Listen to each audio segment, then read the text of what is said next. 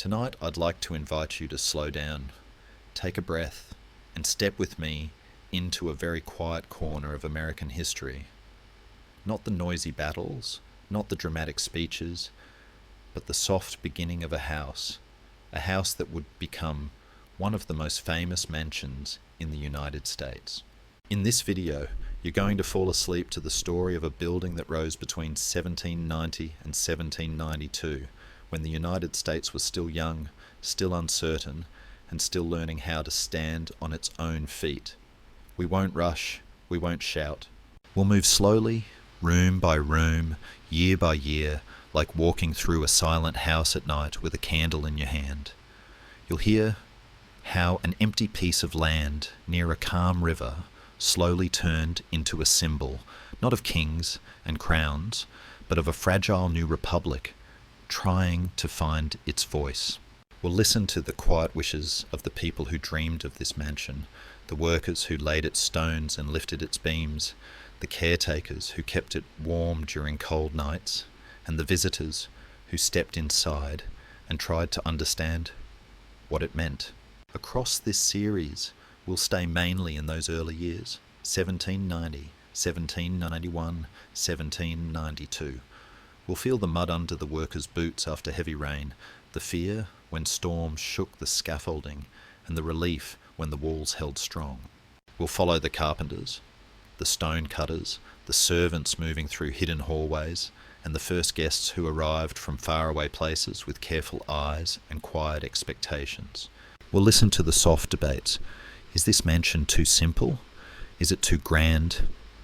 Does it represent power or modesty or something in between?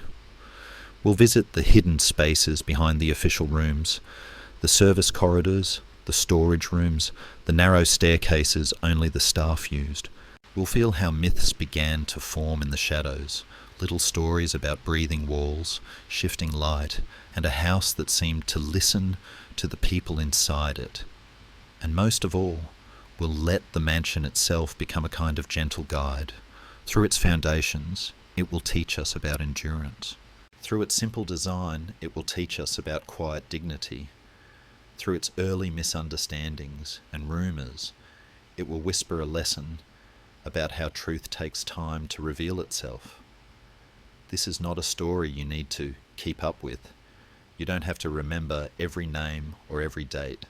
You can just lie back, close your eyes if you'd like, and let the images drift past. Early morning mist over the river, dust floating in new shafts of light, the slow echo of footsteps on unfinished floors. A young nation, tired but hopeful, building something meant to last. Before we begin, I'd love to know something about you. Where are you listening from tonight? What time is it right now where you are? Are you in a small apartment, a quiet bedroom, maybe in your car on a late drive? Is it just after midnight, 2 a.m., or maybe the very end of a long, difficult day? If you feel comfortable, you can share it in the comments. I always like to imagine this mansion story travelling across time zones, gently connecting people who are all just trying to rest. If this kind of slow, calm history helps you relax, I invite you, very softly, to like this video and subscribe to the channel The Entire History. It tells me that you want more stories like this. Long, gentle journeys through the past, designed not to stress you, but to soothe you, to keep you company while you drift towards sleep.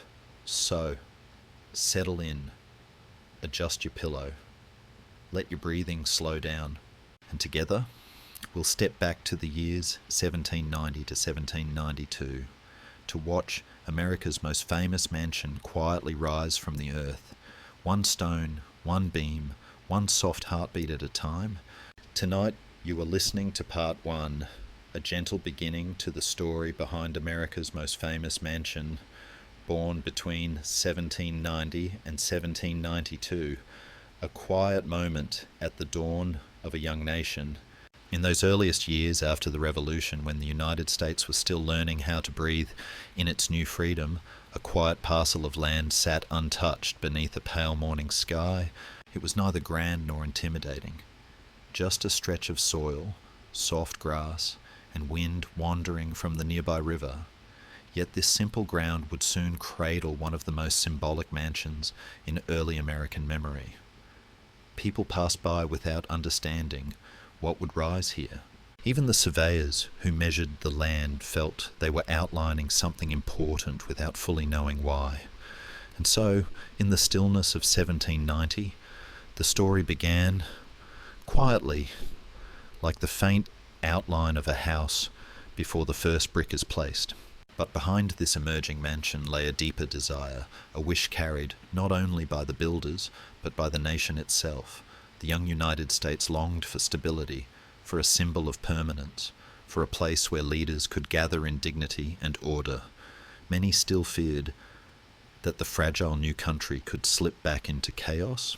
They wanted walls that felt steady, rooms that held thoughtful conversation, windows that looked toward a future shaped by reason rather than war. And so the mansion became more than timber and stone. It became a promise, an anchor, a soft declaration that the nation intended to stand firmly on its own feet. Yet in this hope lived a quiet struggle. For the workers and planners, the challenge wasn't only physical labour, it was the doubt that whispered into their minds. Could they truly create something worthy of representing an entire nation? Some had never built beyond modest homes and workshops. Others questioned whether this mansion would be respected or dismissed by generations to come. And deeper still, many grappled with the worry that America's earliest dreams might crumble just as easily as a freshly laid brick struck by a storm. Doubt lived in the gaps between each hammer strike, but they kept building, one measured breath at a time. The world outside, however, was not always gentle. The 1790s brought political tension, unpredictable weather, financial imbalance, and fierce debates about how the United States should govern itself. Storms swept across the land, flooding work sites and destroying wooden scaffolds. Political divisions cast long shadows over the project, with some believing the mansion unnecessary, extravagant, or premature. Others feared European powers still watched closely, waiting for the new nation to falter, and every gust of wind across the construction site felt like both a warning and a test. Yet the mansion continued to rise slowly, quiet in appearance, but resilient in spirit. Amid these strains, there were helping hands, people whose presence stabilized the vision, skilled carpenters who had learned their craft from fathers and grandfathers, stone cutters who understood how to listen to the grain of the rock, quiet architects who studied classical lines from old books, shaping American ideals into columns and archways. Even neighbours offered support, bringing warm meals to cold workers and sharing stories that lightened heavy days. These were not legendary heroes, but ordinary souls whose steady contributions became the heartbeat of the mansion's growth. When doubt whispered, their companionship answered, and then came the decisive moments, periods when the mansion began taking its true form. Walls met corners, and corners met roof beams, each connection tightening the identity of the structure. There were days when the workers froze in place, gazing at what they had built, as if seeing it for the first time. Not dramatic, not loud, just quietly monumental. The first time sunlight poured through an unfinished window frame, it cast a long golden line onto the floor, and someone murmured that the house seemed to wake up. When the final stones of the foundation settled, a kind of hush fell over the workers, as though the earth itself had agreed to hold this place for generations. The mansion's defining character took shape, not through grand ceremonies, but through calm, steady progress. And when the dust settled in the year 1792, the mansion stood ready, not perfect, not finished in every sense, but present, breathing its first slow breath into the world. It carried the marks of struggle, hope, and countless hands that had shaped it. It had endured storms, arguments, delays, and fears. Yet it stood upright, quietly declaring that a young nation was capable of creating something lasting. People who visited it in those early days often described a feeling they couldn't explain, a sense that the rooms held more than furniture, that the halls carried more than footsteps. Perhaps it was the echo of everything America hoped to become. And now, as the evening quiet settles around your thoughts, imagine that mansion in its earliest years, standing silently beneath a pale sky, its windows catching the last glow of the setting sun, its long shadows stretching gently across the ground, waiting for the next stories to unfold within its walls. Tonight you are listening to part 2. In this part we slowly walk through how the mansion was actually built, step by step, in those fragile early years of the new nation. In the pale light of an early morning in 1790, before the noise of tools and voices filled the air, the land still looked almost untouched. A stretch of earth with thin grass, a few stubborn stones, and the quiet presence of the river not too far away. The first men to arrive did not bring grand speeches or banners. They came with measuring sticks, rolled up plans, and the weight of a young country's expectations resting silently on their shoulders. They walked the lines that had been drawn on paper, then traced those lines on the soil with deliberate footsteps, marking corners, imagining walls where there was nothing but sky. The ground was cool and a little damp. When they set the first small stakes into the earth, it was like pinning down a dream that had long floated above the nation's head. Here, they decided, the skeleton of the mansion would rise, and though the work of building had not yet begun, the place already felt slightly different, as if it knew that something greater was coming. At the heart of this project was a simple but powerful desire to create a house that could match the dignity of a new republic. The leaders wanted a building that could host formal meetings, quiet conversations, and thoughtful decisions, but they also wanted it to feel grounded, not like a royal palace from the old world. They hoped for a space that said, in its own silent way, "We belong here now." For the craftsmen and workers, their wishes were more personal yet deeply connected. Some wanted to prove their skill, to show that American hands could build a structure that would not crumble or be forgotten.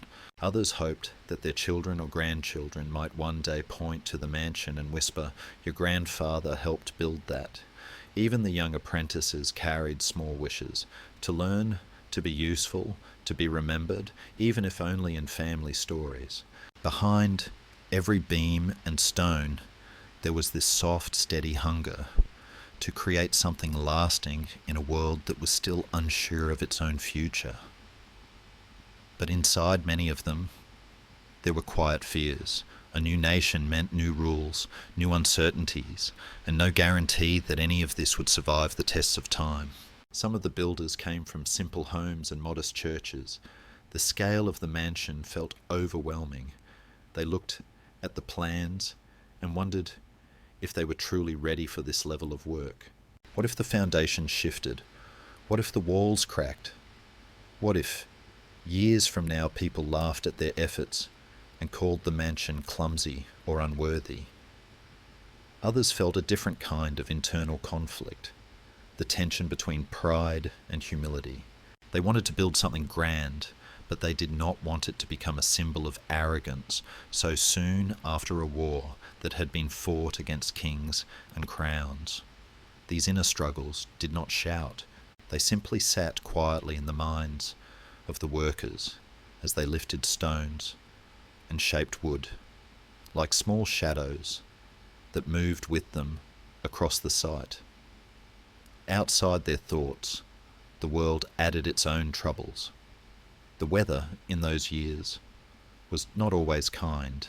Heavy rain turned the worksite into a field of mud where carts got stuck and scaffolding became slippery and dangerous. Hot days left men dizzy and exhausted, their shirts soaked through with sweat as they lifted beams into place. Cold winds whipped across the unfinished frame, freezing fingers that tried to hold nails and tools steady. Money, too, was a constant worry. The young government did not have endless resources. Materials had to be chosen carefully, delays could become expensive, and every mistake seemed to echo louder because of it. There were also political arguments swirling outside the site, voices debating how much should be spent, whether such a mansion was truly necessary, whether the new republic should keep things simpler.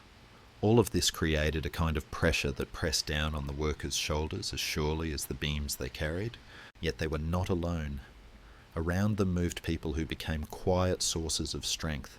Architects studied pages of European designs, then adjusted them to better fit the new American spirit. Less about showing power, more about showing steadiness.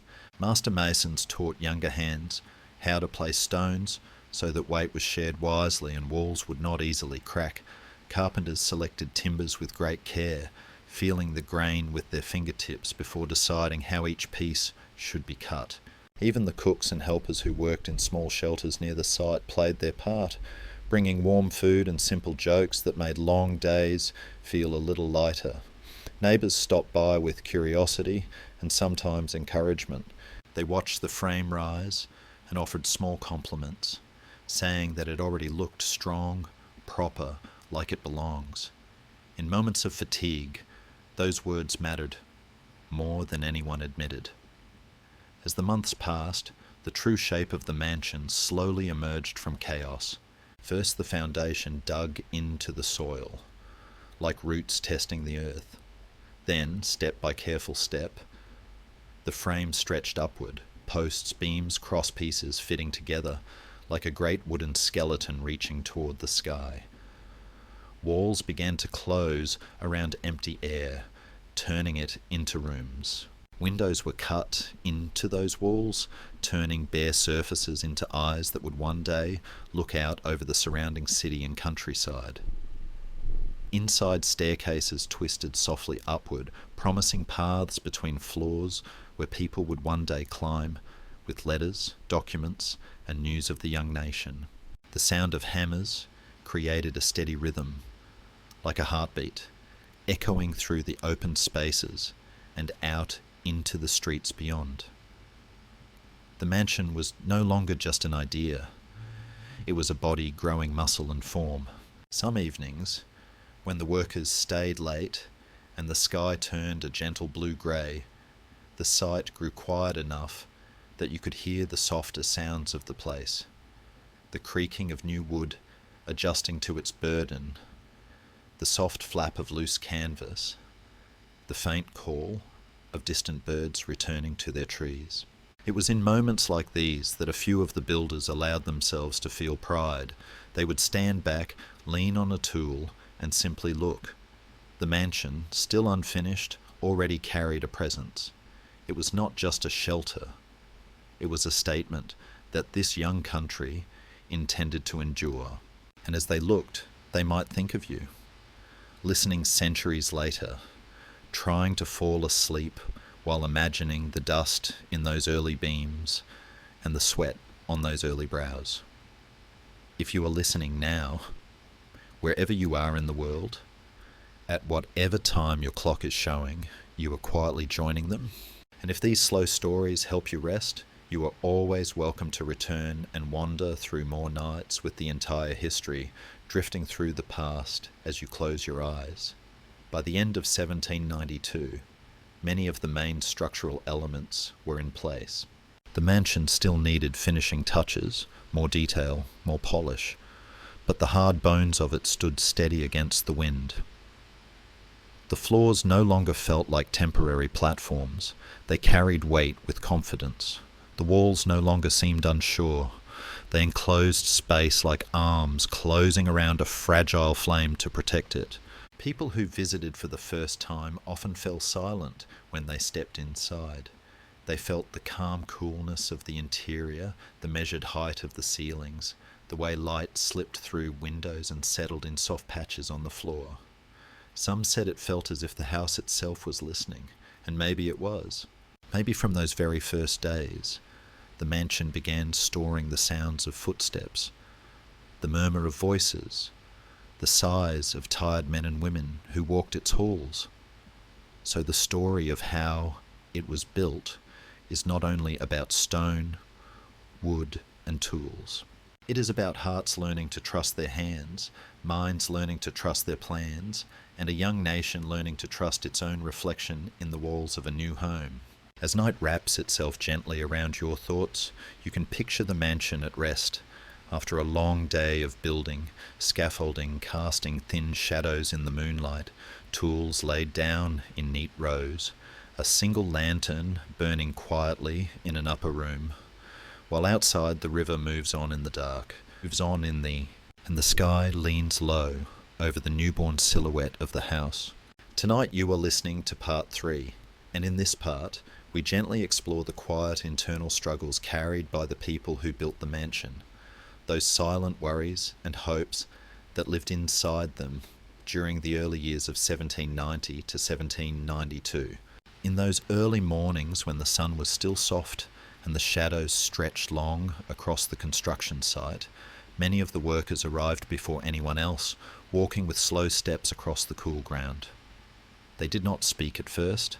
Instead, they stood for a moment, looking at the rising frame of the mansion as if trying to understand what it asked of them. Sometimes the silence was peaceful, but sometimes it revealed the quiet weight each man carried within himself. Though the building rose day by day, their hearts often struggled to rise with it.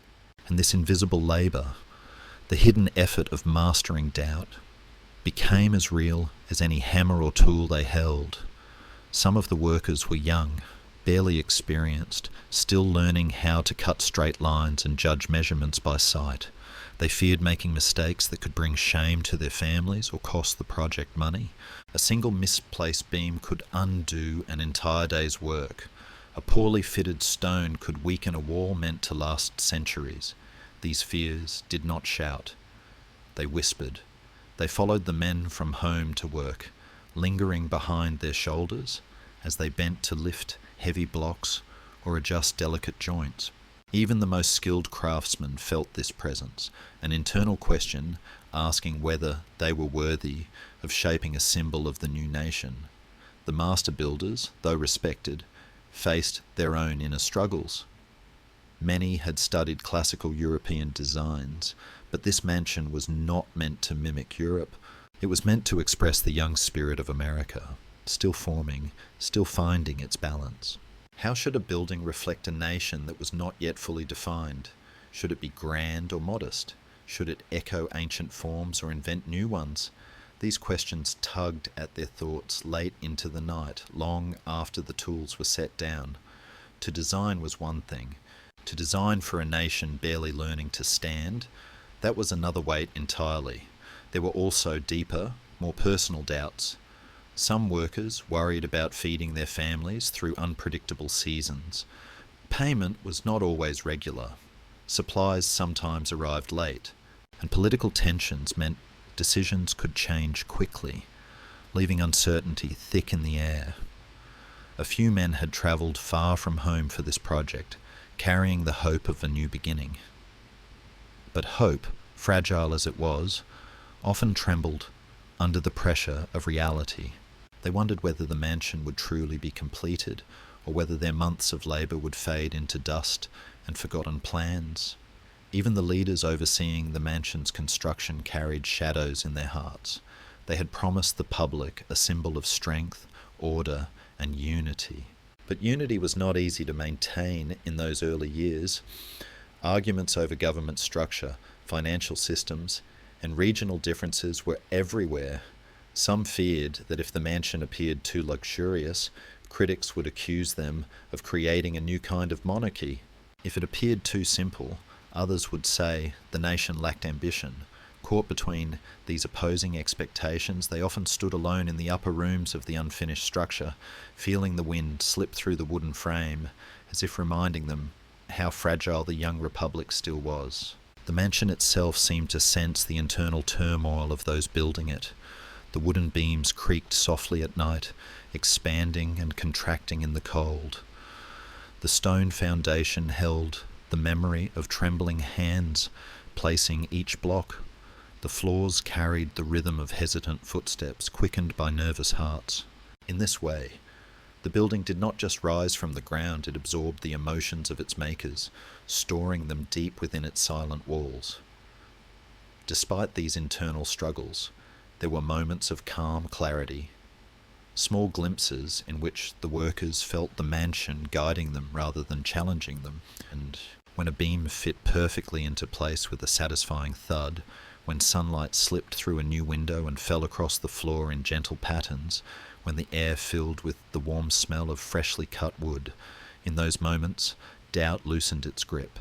The men felt, even if only briefly, that they belonged to something larger than themselves, something steady, something meant to last. Some evenings, a few workers stayed behind after others had gone home. They sat on the steps or leaned against the unfinished doorframe, watching as the sky faded from gold to deep blue. In the quiet, they allowed their minds to wander, thinking about the future, imagining who might one day walk through these corridors, what voices might echo in these halls, what decisions might shape the fate of the young nation. These private thoughts, shared quietly with the dimming light, became a kind of comfort. The building, half finished and still finding its form, seemed to listen without judgment. And though their doubts never fully disappeared, the workers slowly learned to work alongside them. Each day they lifted heavy stones, shaped wood with careful hands, and watched the mansion rise a little more. Their internal struggles did not vanish, but they softened, like the fading outline of a shadow during late afternoon.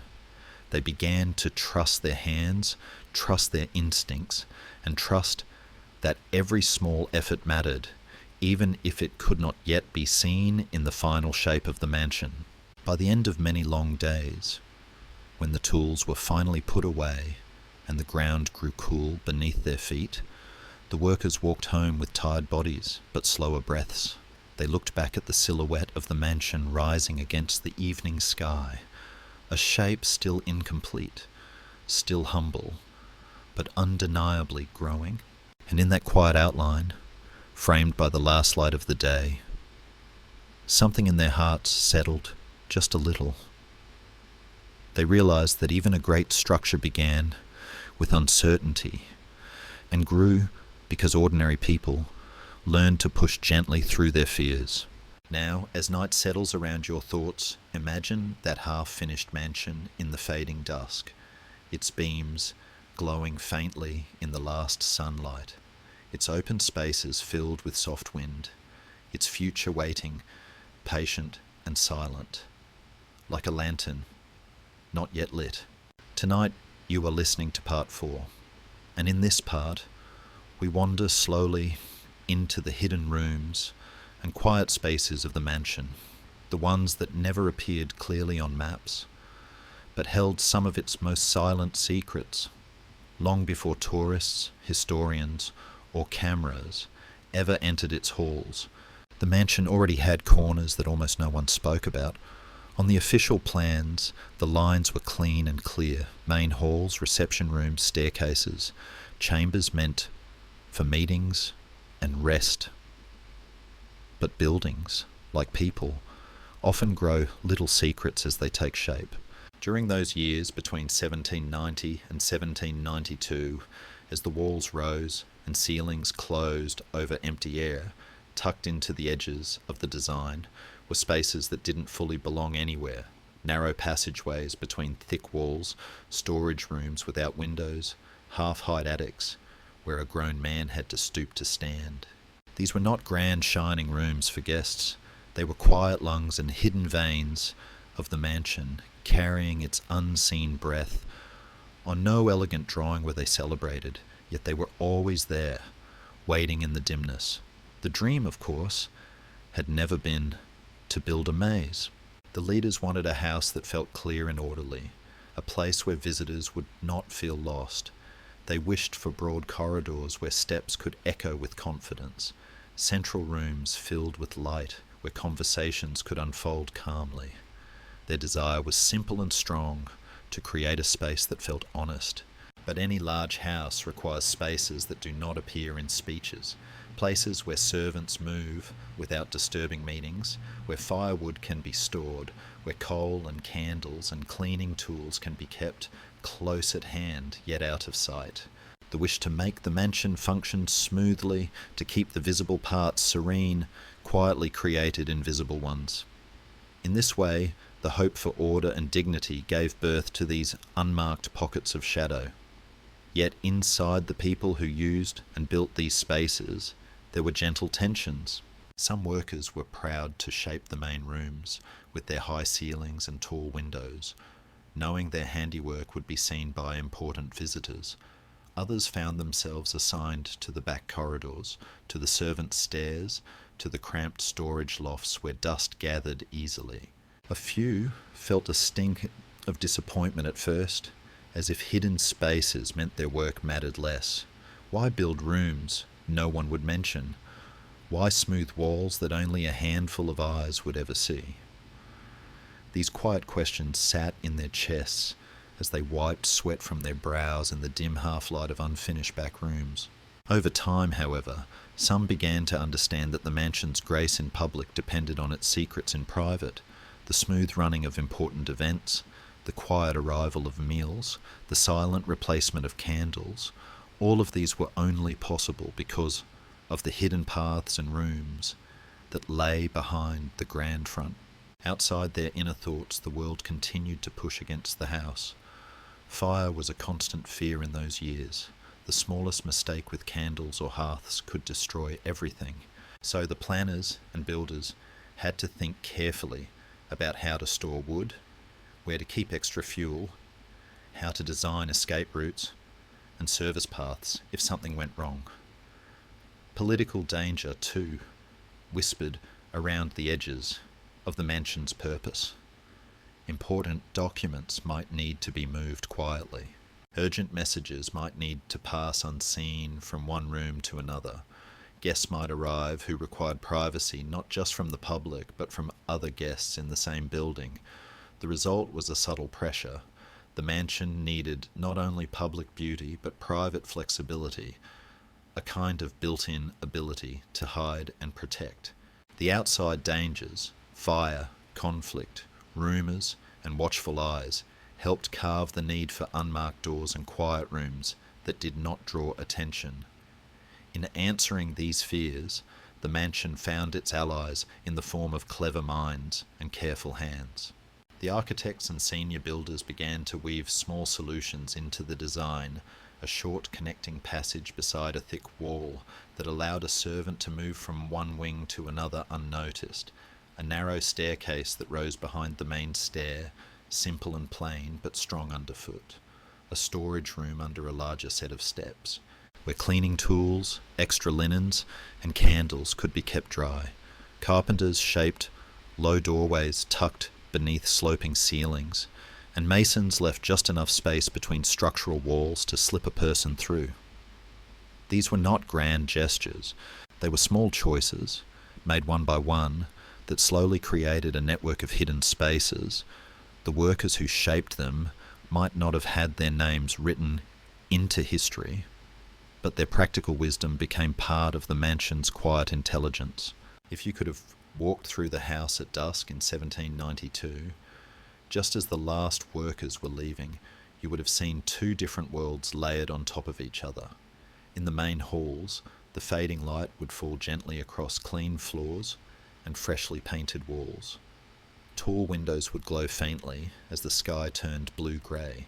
The building there would seem open, understandable, but behind those walls, along the narrower paths, the air would feel different. Dust motes would drift through beams of weaker light. Wooden steps on back staircases would creak softly with every weight. Small doors, almost the height of a child, would stand half open, leading into rooms with low ceilings where the smell of wood, cloth, and stored supplies mingled quietly. These spaces might feel a little mysterious but not threatening, more like places where secrets go to rest, wrapped in the everyday tasks of those who keep a great house running. Some of the servants and junior workers grew especially familiar with these hidden routes. They learned which floorboards complained loudly and which were silent. They memorized how to move from kitchen to upper room without crossing the main hall, how to bring extra blankets to a guest without disturbing a late-night conversation in a nearby chamber. For them, the unmapped rooms were not really secret. They were simply part of their daily path. Still, there was a quiet pride in knowing ways through the house that others did not. Like the mind of a person who keeps private thoughts beneath a calm expression, the mansion had an inner pattern of movement beneath its formal facade.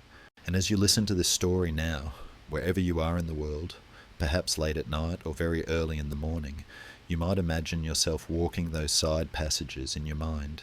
Soft steps, soft breathing, gentle curiosity.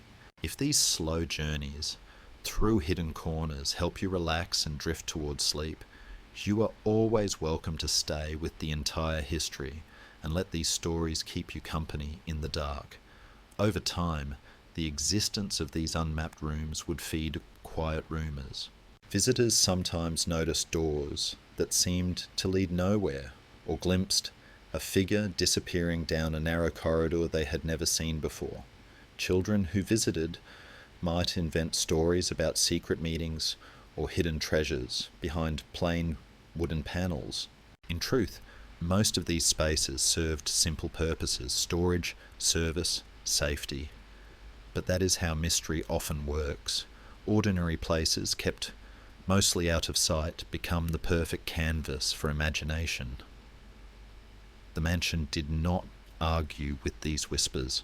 It simply stood, holding its public dignity on one side and its practical secrets on the other, as steady and silent as a person who knows more than they choose to say. So when we talk about the grand rooms of that famous mansion, we must also remember the small ones, the narrow, windowless, uncelebrated spaces where practical worries were answered, where servants passed unseen, where tools and supplies waited in the dark. Without them, the bright rooms could not have remained so calm. If you close your eyes now, you might picture a single unmarked door in a quiet hallway, its frame a little worn from many hands, its hinges faintly sighing as it opens to reveal a narrow passage bathed in faint golden light from a distant lantern. A place not shown on any proud drawing, but essential to the life of the house and to the long, dreamy story it would carry through the centuries. You are now listening to part 5, and in this part, we gently explore the powerful forces from the outside world, the storms, politics, tensions, and unpredictable dangers that pressed against the mansion during its earliest years. In those fragile years between 1790 and 1792, while the mansion slowly rose from the soil with its quiet beams and soft morning shadows, the world around it was anything but calm. The young republic was learning how to walk, and each step shook the ground in small but unsettling ways. Long before the house carried its first echoing footsteps inside, it had already learned the meaning of pressure, not from the workers, but from the wide world beyond its unfinished walls. The weather alone felt like a test of patience. Heavy storms rolled in without warning, carrying sheets of rain that soaked the earth until the ground turned to thick mud. Workers' boots sank deep, tools slipped from tired hands, and scaffolding trembled under the weight of water and wind. Each storm left behind puddles in half-built rooms and damaged bundles of timber, as if nature herself was asking whether the mansion truly deserved to stand. When the sun returned, it dried the wood too quickly, cracking some beams and forcing craftsmen to start again. It became clear early on that the mansion would have to learn endurance before it ever welcomed a guest. But while storms could be seen and prepared for, the political winds were far more unpredictable. The new nation was full of disagreements, loud ones in Congress halls and quiet ones whispered in taverns late at night. Some believed the mansion represented dignity and stability, a symbol of America's seriousness. Others considered it unnecessary, even dangerous, a distraction from more urgent matters like debt, trade, and foreign alliances. Newspapers argued over its cost. Letters circulated with rumours. There were people who feared that building such a structure so early in the nation's life would make the government seem too similar to the old royal courts they had just escaped. The workers felt these tensions even as they laid bricks and lifted beams. They heard the arguments drifting into the worksite like unwelcome winds, reminding them that the mansion stood at the centre of a nation still uncertain about its identity. Beyond politics, there were quieter but equally unsettling threats. Money was scarce, supplies unstable. Delays in delivery meant that sometimes the mansion sat halfway unfinished for days, waiting for stone or timber from distant towns. And although few spoke of it openly, the early years of the Republic were marked by nervous glances toward Europe. Nations that once ruled these lands still watched closely, wondering whether the experiment called the United States would survive. The mansion, though young and barely formed, stood like a small declaration of confidence. But declarations often invite challenges.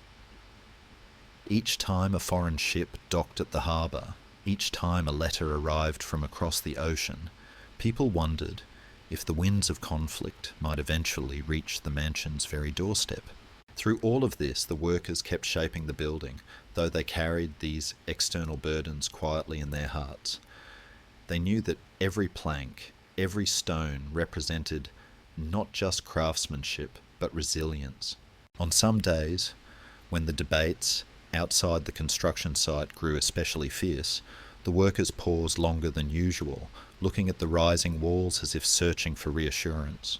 They did not speak their fears, but their movements became slower, more deliberate, as if they understood that the mansion needed not only strength, but calmness carved into its bones. The structure that grew before them was no longer merely a building. It was a response to a world filled with noise. Still, they were not entirely alone in facing these external pressures. Architects, leaders, and local citizens often visited the site, offering guidance or simply standing beside the workers during difficult moments. Some brought small gifts, warm bread after a storm, extra nails when resources ran thin, or a few encouraging words that softened the long day. And around the nation, there were many who believed wholeheartedly in the importance of a central house, a place where decisions could be made with clarity and dignity. Their faith in the project, though distant, acted like a quiet hand on the workers' backs, helping them move forward. As months passed, the mansion learned to withstand the outside world. Rain no longer frightened its frame. Its foundation held strong even when the winds roared through the valley.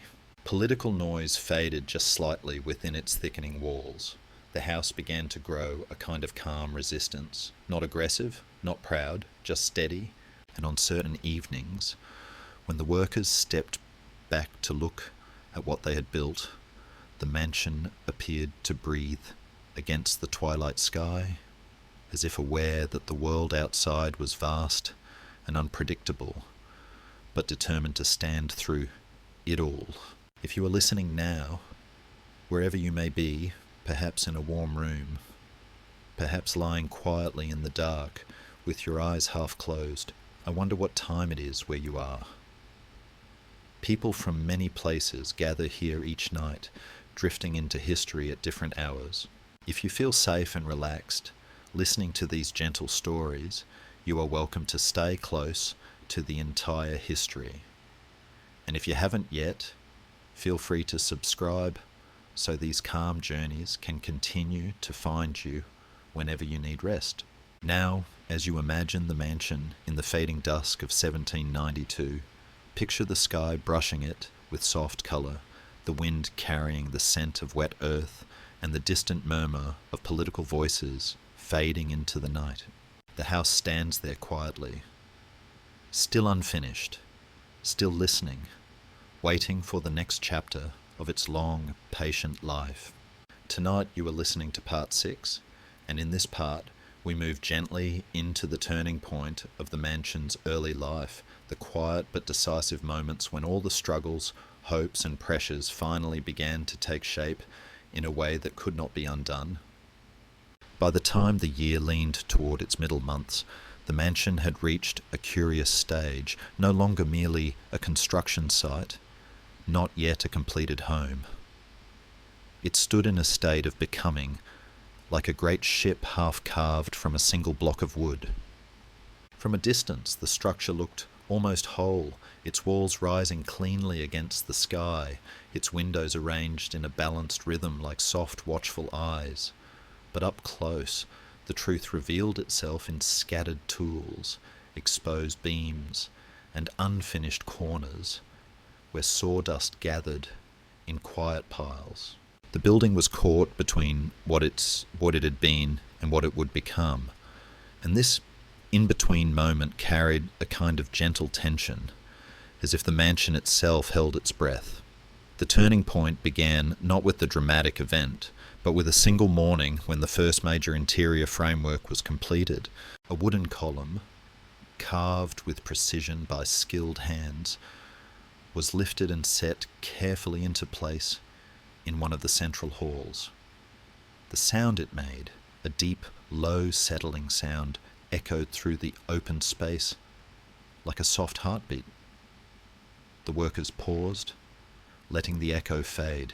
Something about it felt final, as though the mansion had just accepted a promise. From that moment onward, the builders moved with a new kind of focus. The mansion no longer felt like a loose collection of pieces. It felt like a single living body, ready to receive all the parts that had been waiting for their time. Inside the workers themselves, this moment stirred something gentle yet powerful. Their earlier doubts softened, not disappearing but settling deeper, like stones at the bottom of a quiet river. They understood now that the mansion would stand, not only because of their skill, but because the structure itself seemed to invite completion. The rooms began to speak a kind of silent language. Here a wall wanted smoothing, there a beam needed shaping, somewhere a staircase asked for its final rail. Instead of guessing at the mansion's needs, the workers felt guided, as though the building whispered its preferences through the grain of wood and the weight of stone. Yet the decisive moment of part 6 was shaped not only from inside, but by something that happened outside. Late that autumn, a strong storm swept across the region. It arrived suddenly, with cold rain and sharp winds that rattled loose shutters and threatened fragile scaffolds. Workers hurried to cover materials with heavy cloths and secure unfinished sections. The night was long, full of the sound of wind pushing against walls that were not yet fully sealed. For hours, it seemed uncertain whether the young mansion would endure the assault. But when morning arrived, the sky washed in a pale, washed-out blue. The workers found something remarkable. The mansion had held strong. Not a major beam had shifted. Not a single foundation stone had cracked. Only scattered leaves and damp footprints showed that the storm had passed. This quiet victory carried great meaning. It was not a celebration shouted with trumpets or recorded in documents. It was simply a shared breath of relief, a sense that the building was beginning to protect itself. The workers gathered in the central hall, where the sunlight fell across the floor in long, soft rectangles, and they felt a rare calm settle into their shoulders. The mansion had survived its first real test from the outside world. That meant something. In the soft silence of that morning, they understood that the house was ready to move toward its final shape. From that day forward, the progress inside the mansion accelerated. Windows were fitted properly, sealing out the wind. Floors were smoothed, each plank joined tightly to the next. Staircases received their final steps, and rooms began to echo less and breathe more. You could walk into certain areas and feel a sense of completion settling over the walls, like the warmth of a candle reaching the far corners of a dark room. Other spaces remained unfinished, still waiting for their final touch, but even these felt calmer, as though they trusted that their time would come. And though no one said it aloud, the workers began to sense that the mansion had entered its true becoming. The small victories of craftsmanship, the steady rhythm of tools, the courage gathered after the storm, all of it moved quietly toward this moment of solidifying identity. A visitor walking through the mansion at this time might have felt that the building was waking up, stretching, adjusting its joints, preparing for the life it would soon host. If you imagine yourself standing there now, in that calm hall after the storm, you might feel the faint scent of wet wood rising from the floorboards, the gentle warmth of winter sunlight sliding through high windows, the soft scratch of a broom as someone clears away dried leaves blown in by the wind, and the deep, peaceful recognition that something important has quietly taken root. And as you let these images drift through your thoughts, the mansion stands there, steady, listening, patient, its long shadows stretching softly across the floor, as if inviting you deeper into the next quiet chapter of its long story. You are now listening to part 7. In this part, we walk gently into the heart of the mansion's greatest turning point, the soft but steady moment when its identity fully emerged and the building transformed from a fragile project into a living symbol. By the time winter whispered across the land in the later months of 1792, the mansion carried a presence that could be felt even before one reached its door. Snow gathered in soft curves along the roofline. Icicles clung to the edges of unfinished gutters like delicate glass fingers. The air around the site seemed calmer, as if the world itself paused whenever the wind brushed lightly against the tall windows. Inside, the workers moved with a quiet sense of purpose. There was no longer the hurried uncertainty of the early days, nor the overwhelming weight of storms and political noise. Instead, a soft confidence settled into the wooden beams, the stone foundation, and even the dust carried by shafts of morning light. The mansion had begun to know itself. This was the period when the finishing touches, small, careful, almost tender, began to shape its character. Masons smoothed the last imperfections in the stone walls, their hands moving slowly, as though they were washing the worries of past months away. Carpenters fitted the final door frames, listening to the creak of new wood adjusting to cold temperatures. Glassworkers polished the windows until the winter sun entered the rooms in warm, blooming patterns. And in the central hall, a large staircase rose with graceful strength, its railing curving like a calm river settling into its natural path. This staircase, more than any other element, became the mansion's quiet spine. People would climb it for centuries, yet in these early moments it existed only for the workers who stepped onto it tentatively, almost reverently, as if testing the future. But even as these pieces came together, the people building the house faced new inner challenges. Some of the workers felt a strange melancholy.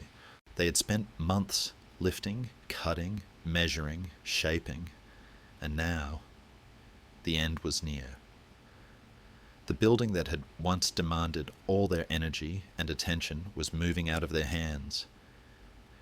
They wondered what their days would become when the mansion was complete and their roles dissolved into memory. Would they find new work as meaningful as this? Would anyone remember their names or their sweat frozen on the timber beams during bitter mornings? These quiet questions made their hearts feel heavy, even as the structure grew light and elegant around them. For others, a gentler worry crept in, the fear of the building failing after they left. What if an unseen flaw, hidden deep in the walls or locked inside the foundation, one day caused the mansion to crumble? What if one of their mistakes, overlooked in exhaustion or frost, weakened something essential?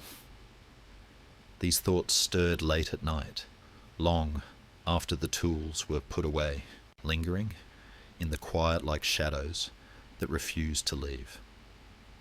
Some workers returned to the site early in the mornings, checking joints and seams they had already secured, tightening bolts, tapping wooden posts to listen for hollow echoes. Their devotion was quiet, but it shaped the house just as much as their hands had. Outside, the world continued its noisy debates, but they seemed to reach the mansion less now. Political tensions still swirled through taverns and meeting halls, but the building's newly sealed walls silenced much of that chaos. Inside its growing shell, there was only the sound of steady work, brushes sweeping across wooden floors, soft murmurs of instruction, the gentle clack of tools being set down rather than dropped. It was as though the mansion had developed a kind of inner weather, calm even when the world outside grew loud. The turning point of this part came quietly on a grey morning when the sky felt heavy with unfallen snow. The workers gathered in what would one day become one of the most important rooms in the mansion. At that moment, however, it was still empty, a wide space, with unfinished walls, bare floors, and the faint smell of sawdust and cold air. In this room, a large central table had been placed temporarily, holding the final set of architectural plans. The builders, architects, overseers, and a handful of officials stood around it in a soft circle. No speech had been planned. No formal announcement had been scheduled, but a kind of understanding drifted through the room like a gentle breeze. The architects unrolled the final pages, thin sheets with detailed drawings of the mansion's completed form. The workers leaned in closer, squinting at the fine lines and careful measurements. And then it happened, not a sound, not a gesture, but a shared stillness. They saw, laid out in ink, the thing they had been building, not piece by piece, but breath by breath. For the first time, they truly saw the mansion as a complete being. The walls no longer floated separately in their imaginations. The floors were no longer disconnected planes. Everything they had touched was now part of something whole. No one spoke. No one needed to. The room felt full of pride, relief, and a quiet awe. It was in this moment that the mansion crossed the invisible threshold from construction to identity. It became not just a building, but a symbol entrusted to them. The turning point was not the placement of a final beam, nor the last hammer strike. It was this collective recognition, shared in silence on a grey morning, that the mansion was alive in a way no wall or staircase could fully express. After that day, the workers moved differently. Their steps were slower, more thoughtful. Their hands, though tired, carried a gentleness that only comes when people understand the meaning of what they are holding. They were no longer just building. They were completing a story that would stretch far beyond their own lifetimes.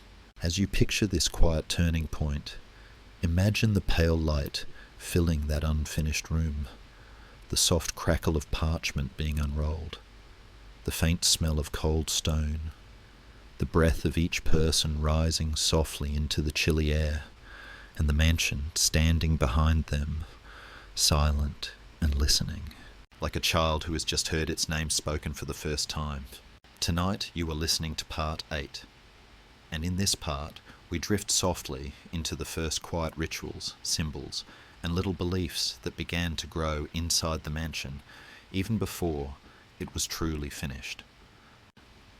In the final months of those early years, when snow sometimes brushed the windowsills and the air inside the mansion carried a faint chill, the building began to host not just workers and plans, but moments that felt almost like ceremonies, even if no one called them that. The first time a small group gathered in one of the nearly finished rooms, they did not arrive with trumpets or banners. They came with ink-stained fingers, rolled documents, and hands still rough from work. Someone lit a candle and placed it in the center of a plain wooden table. The flame rose slowly, steady and golden, and the light reached out toward the freshly painted walls. No one said it aloud, but they all felt it. This was different from the noise of building. This was the mansion's first taste of purpose. The room, still smelling of wood and lime, seemed to lean in and listen. The people who stepped into that early circle carried deep wishes in their hearts. They wanted this building to be more than a shell for arguments or sharp voices. They hoped it would become a place where decisions, even difficult ones, could be made with a kind of quiet dignity. Some of them dreamed that the mansion would come to symbolize fairness, a house where power was not displayed like a crown, but held like a careful responsibility. Others, more personal in their hopes, wished that their children or grandchildren would one day see this place and feel proud that their ancestors had helped bring it to life. Hidden beneath all these wishes was a softer desire that the mansion would give people a sense of belonging in a world that still felt uncertain and unfinished. They wanted to stand somewhere that felt steady. And so, without planning it, they began to create small rituals to mark that steadiness. Yet inside those same hearts, quiet struggles stirred. Many of the men who now stood in these nearly complete rooms had once walked here in work clothes, carrying tools, shouting across empty spaces. Now they wore their better coats, wiped their hands carefully, and tried to stand a little straighter. Some felt unsure of how to behave in a house that had shifted from a worksite into something almost sacred. Was it acceptable to laugh loudly here? Were they allowed to rest a hand on a carved railing, or did that feel too familiar? A few worried that they were not important enough to belong in these spaces, even though their hands had helped build them. This quiet discomfort wrapped around them like a thin fog, making their movements stiff at first. They were learning, slowly, how to live in the very structure they had created. Outside these inner doubts, external pressures shaped the mansion's early traditions. The young nation watched carefully. When visitors from other cities or foreign lands arrived, their eyes lingered on every detail, the height of the ceilings, the style of the columns, the placement of doors and windows. They were not only judging the building, they were judging the country through it. Political tensions meant that any event held inside these walls could easily be repeated, twisted, or argued about later in crowded streets and printed columns. The planners understood this. They knew that the way people behaved inside the mansion mattered just as much as the laws they discussed. So they began to put gentle rules in place, where people should stand during a meeting, how they should enter a room, when they should remain silent. None of these rules were carved on plaques or written in stone. They were simply absorbed by those present, becoming part of the building's unspoken language. Helping them shape this invisible language were quiet allies, the servants, attendants, and keepers of the house. They arranged chairs in careful circles for meetings, laid out documents in precise order, and placed candles where their light would be soft but clear. They noticed which paths made guests feel most at ease, and which doors should remain closed to preserve a sense of calm. Over time, they developed their own small rituals. A servant might always straighten a certain painting before an important visitor arrived. Another might light the hallway lamps in the same order each evening, as if guiding the house gently from day into night. These simple acts, repeated again and again, gave the mansion a rhythm, Even the architecture itself became an ally. Arched doorways that encouraged people to move more slowly, wide halls that discouraged crowding, tall windows that welcomed daylight into discussions that might otherwise have grown heavy and dark. The soft climax of this period came one evening when a small important gathering took place in one of the main rooms. The walls were finished, the floors polished, the windows clear. A fire burned quietly in the hearth, not too bright, sending gentle warmth into the space. A group of figures entered, carrying their worries, their disagreements, and their hopes for the future of the new nation. Before speaking, they each paused for a moment just inside the doorway, almost as if the building itself required a small bow of respect. One man reached out and rested his hand lightly on the back of a chair, feeling the smooth wood beneath his fingers. Another lifted his gaze to the high ceiling, as if checking whether the room felt large enough to hold the weight of their decisions. Someone cleared his throat softly, and the conversation began. There were no shouted speeches that night, no grand declarations, only measured words, quiet arguments, and long silences where thought sank deep into the floorboards. Yet when they left, the room felt changed. It had witnessed its first true shaping of national life. From then on, certain patterns settled into place, like dust that chooses a final resting spot. People began to enter the mansion with a particular calmness, lowering their voices without being asked. Hands naturally removed hats at certain thresholds. Meetings often began with a brief shared silence before any important matter was discussed. These habits were never officially declared rituals, but they became rituals all the same.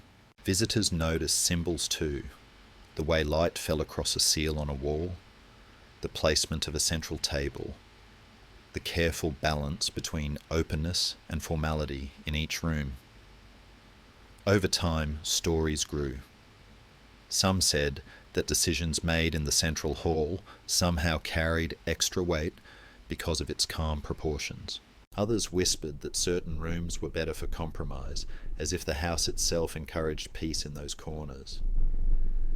Little beliefs, soft and unproven, attached themselves to the mansion like ivy to stone. If you close your eyes now, you might see it. The glow of candlelight on fresh plaster. The slow rise of warm air from a quiet fire.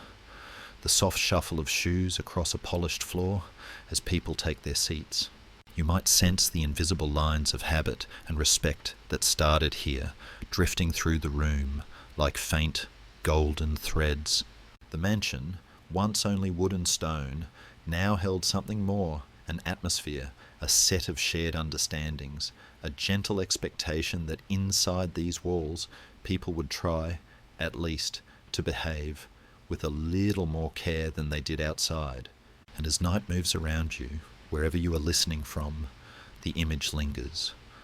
A long hallway touched by a single flickering candle, doorways standing half in shadow, and a great quiet house breathing slowly in the dark, keeping its early rituals and symbols tucked softly within its waiting rooms.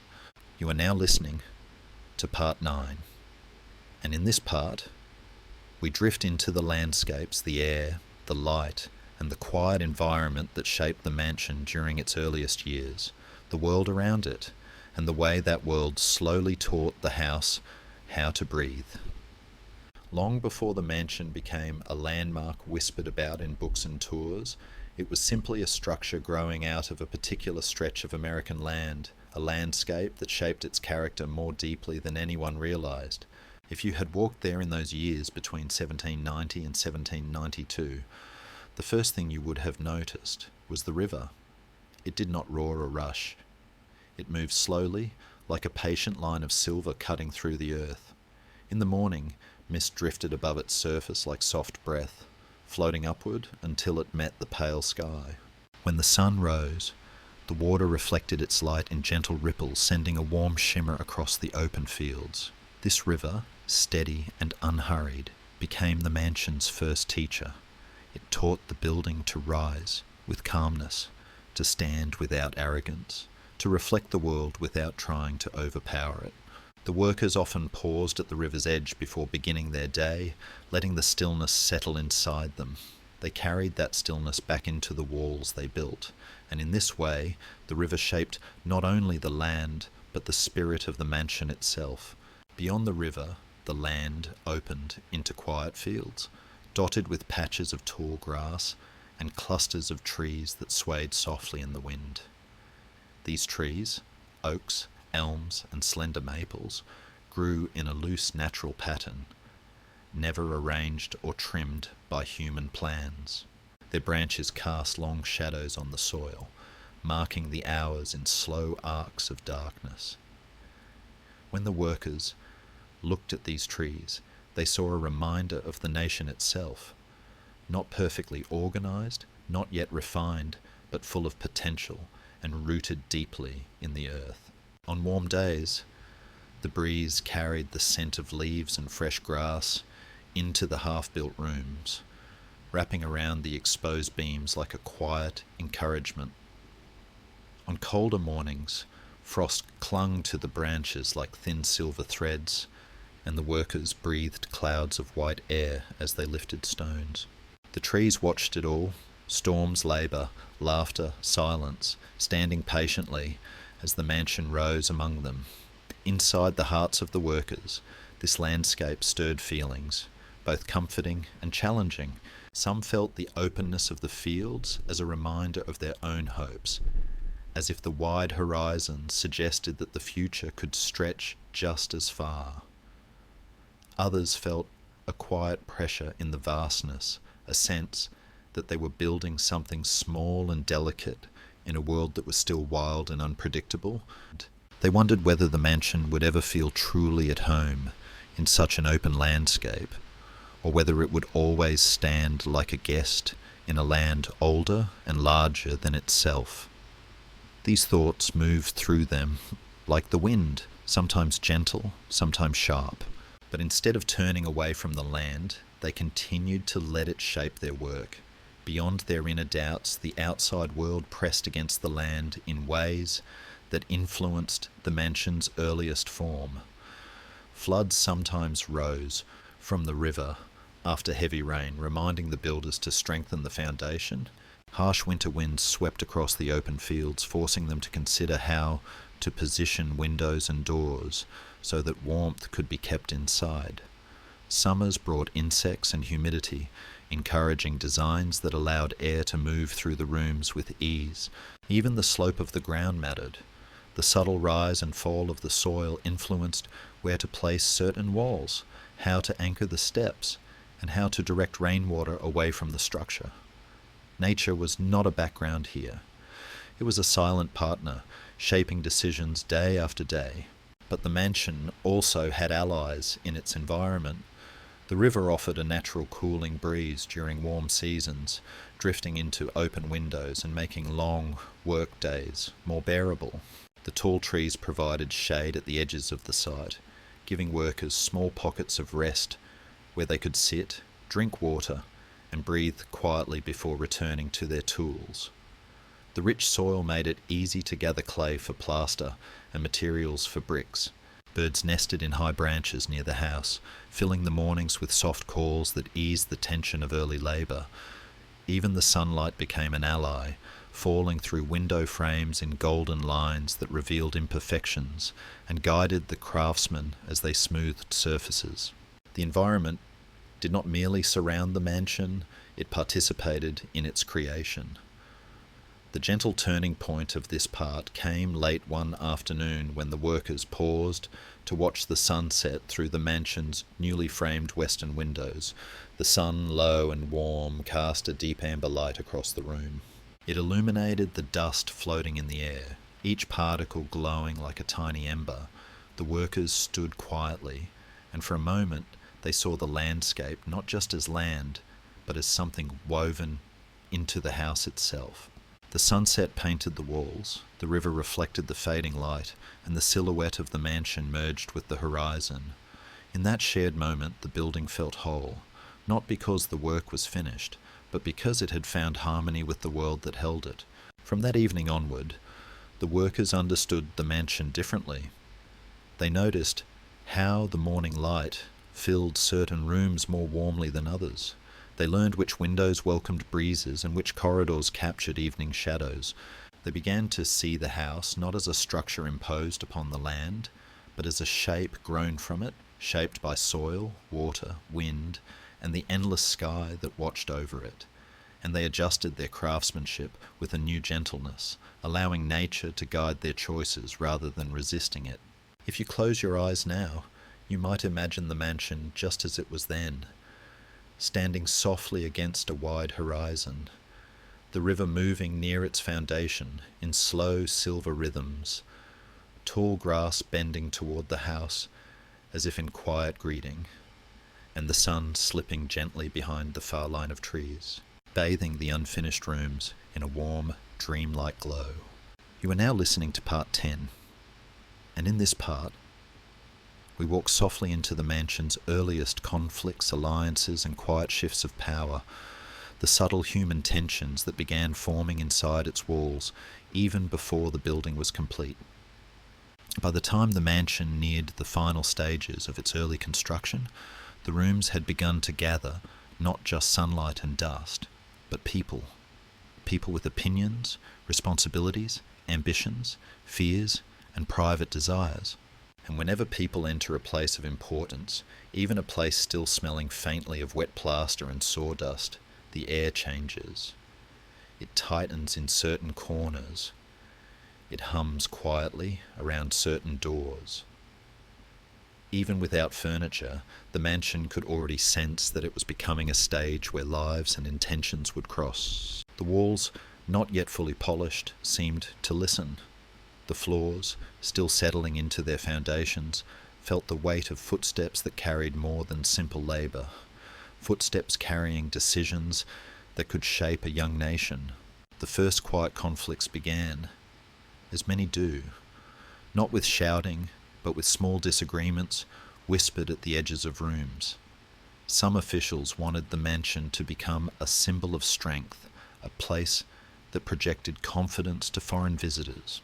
Others believed it should remain modest, so that the government would never appear too grand or too royal.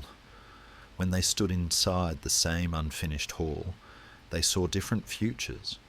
One imagined towering displays of art. The other imagined simple desks and practical chairs.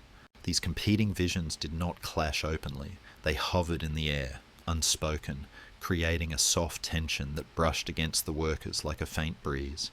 The builders noticed that certain men frowned at window placements or paused too long at the shape of a railing, as if such details could tilt the direction of the entire country.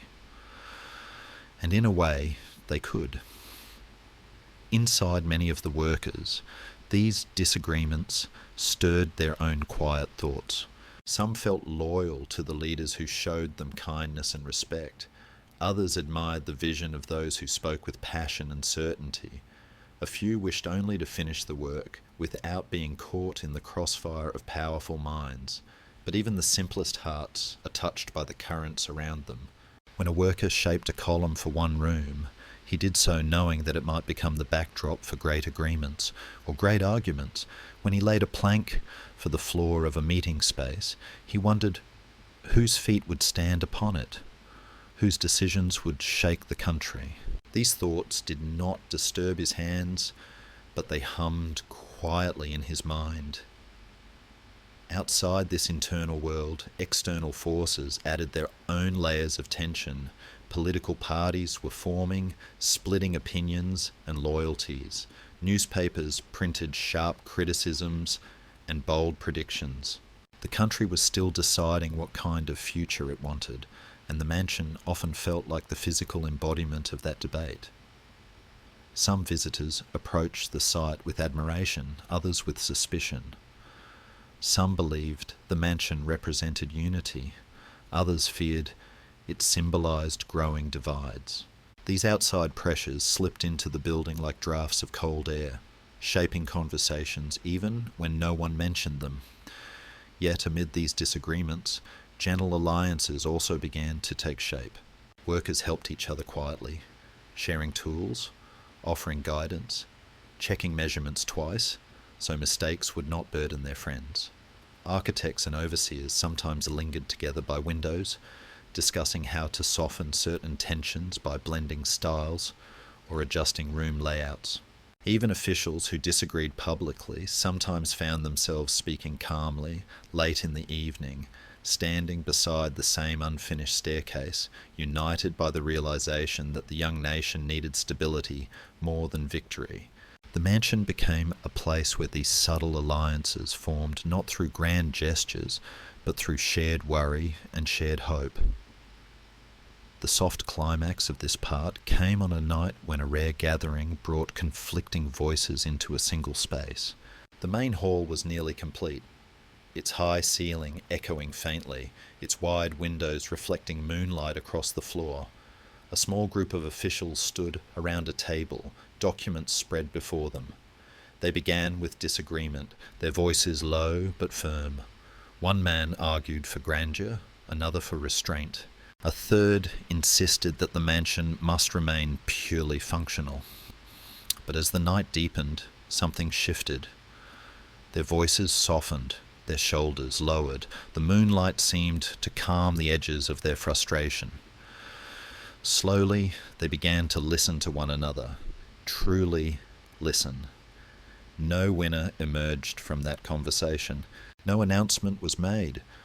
But when they left the hall, the tension that had followed them for months felt lighter, as if the building itself had helped absorb it. After that night, the mansion seemed to exhale.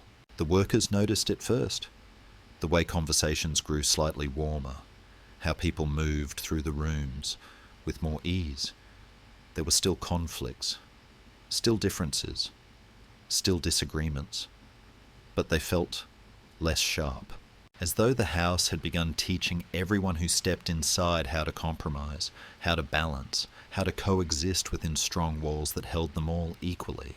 If you close your eyes now, you can imagine that wide moonlit hall, documents rustling softly on the table, the quiet rise and fall of patient voices, shadows stretching long across the floor, and a still unfinished mansion standing calmly in the night, absorbing the flicker of human conflict and turning it slowly into something gentler.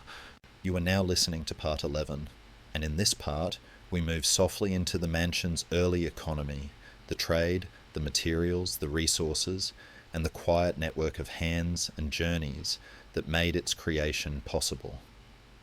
Long before the mansion welcomed its first important visitor, before its rooms carried voices that shaped the early United States, the building depended on a quieter world, a world of markets, rivers, wagons, and countless unseen workers whose labour never touched the spotlight.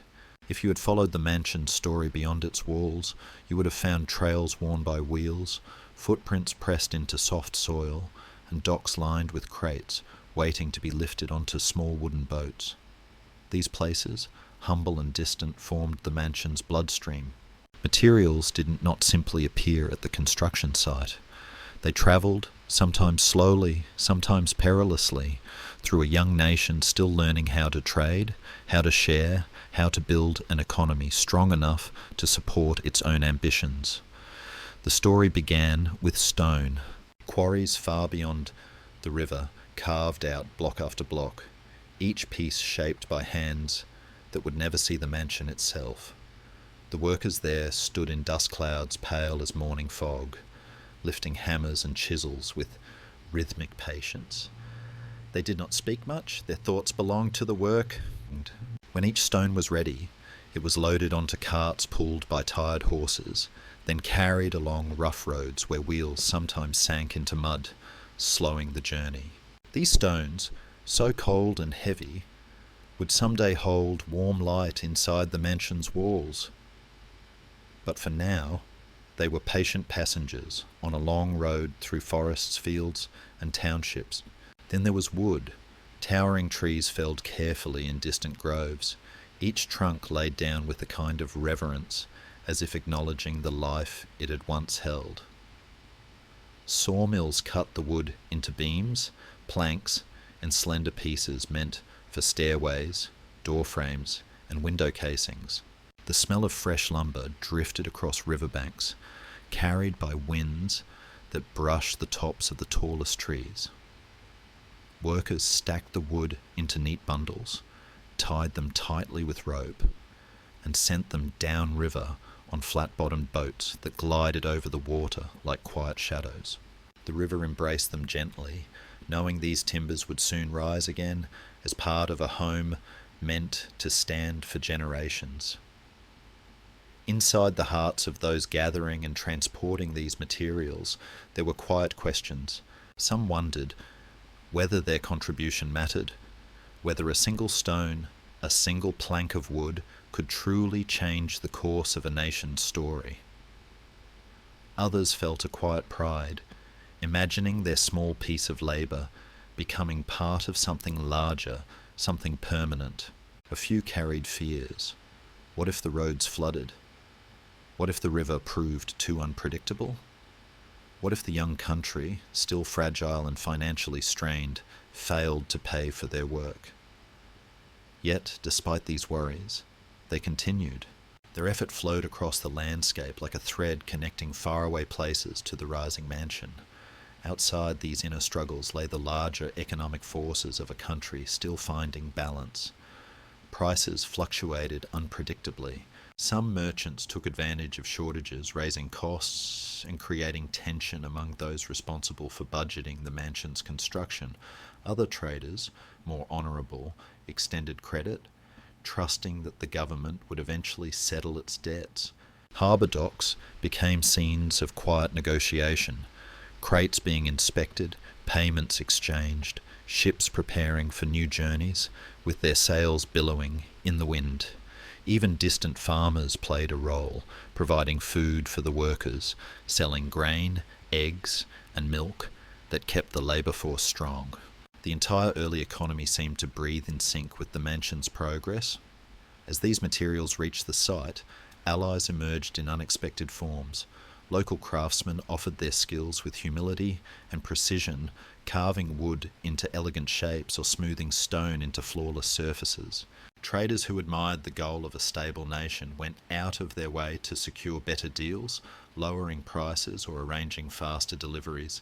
Neighbours brought warm soup on cold mornings and shared small blessings for safety and strength.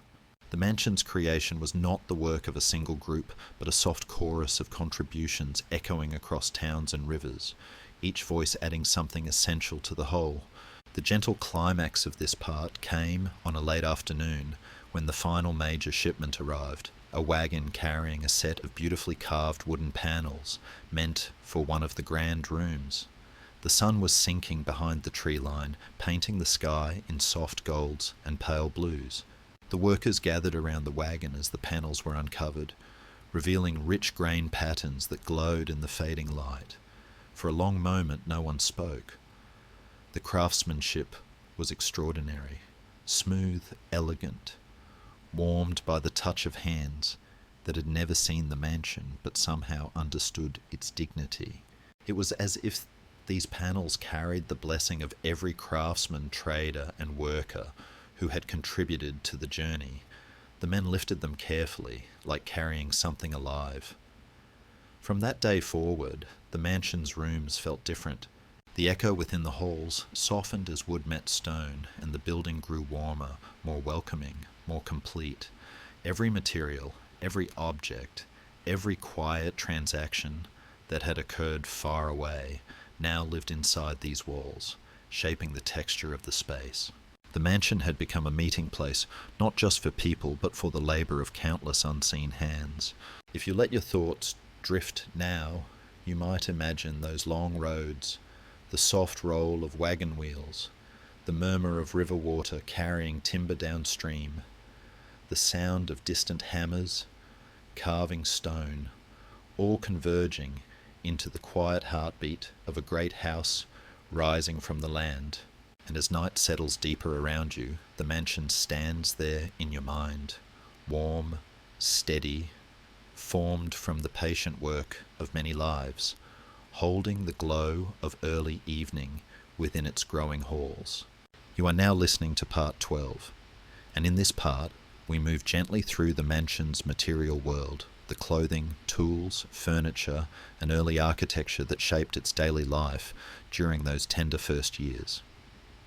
In the earliest days of the mansion's interior life, when the walls had only just dried, and the floors carried the soft scent of newly sanded wood, the building began to gather not only people, but objects. These objects, simple, sturdy, handmade, became the mansion's first companions.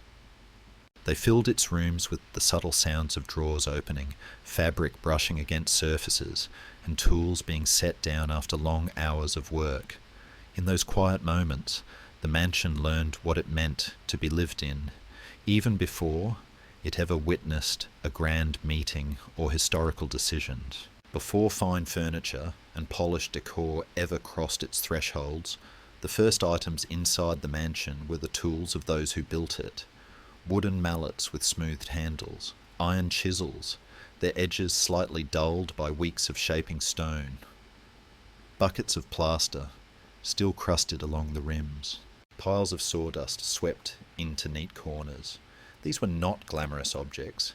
They did not shine, but they carried the story of determination and human touch. A mason's hammer became a kind of heartbeat for some rooms. Every strike echoed the rhythm of creation. The carpenter's plane, sliding back and forth across timber, filled the halls with a warm, soft rasping that felt almost like the house breathing. These humble tools were the first to shape not only the structure, but the mansion's quiet inner soul. The workers' clothing revealed another part of the mansion's early character. Coarse wool trousers, shirts rolled at the sleeves, leather aprons stained with sawdust and ash. These garments brought a sense of reality to the polished dreams of the building.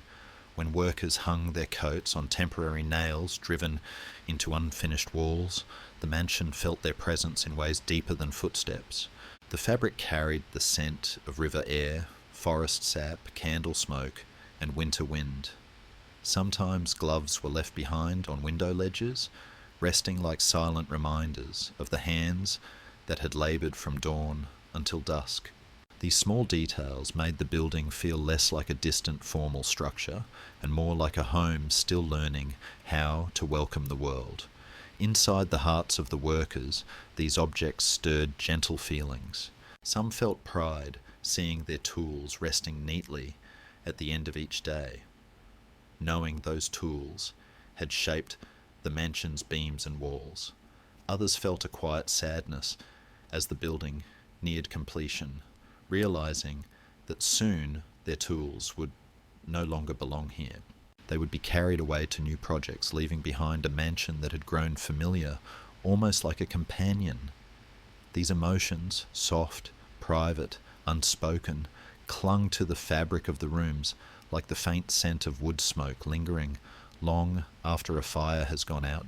Beyond these internal feelings, the outside world influenced the mansion's emerging material culture as well. The country's early trade routes affected what items arrived first. Cloth from northern towns came late in winter. Metal tools forged by distant blacksmiths arrived wrapped in burlap. Local craftsmen delivered chairs, chests, and tables made with regional wood, oak from nearby groves, pine from inland forests. These deliveries were not just economic exchanges, they were the movement of early American identity into a single building. Each item carried the story of its place of origin, creating a subtle map of the nation inside the mansion's walls.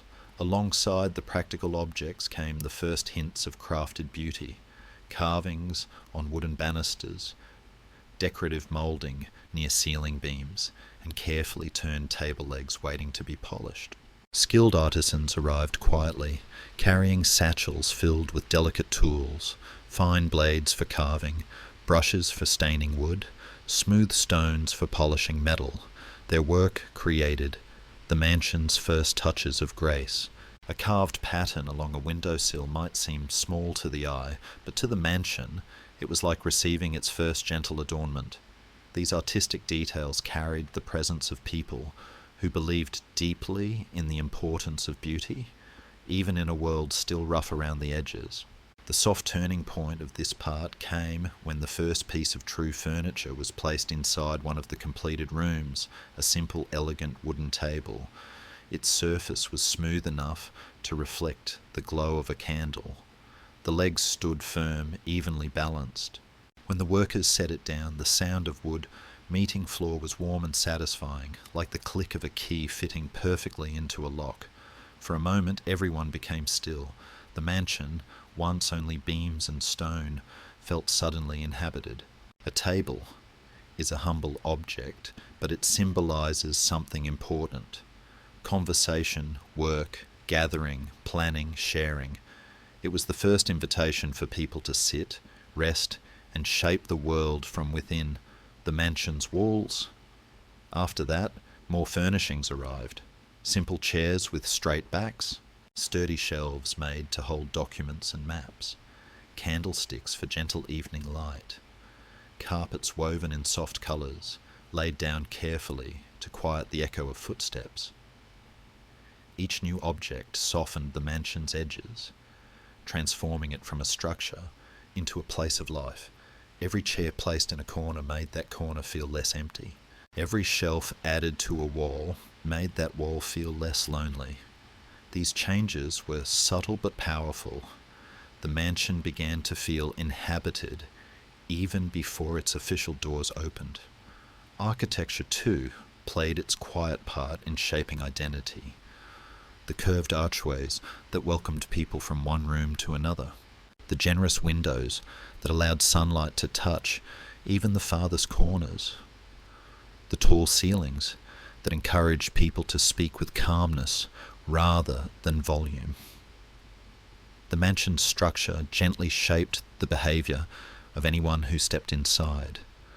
No one told them to walk softly, but the space itself seemed to ask it. No one demanded quiet tones, but the high ceilings absorbed harshness, returning only calm echoes.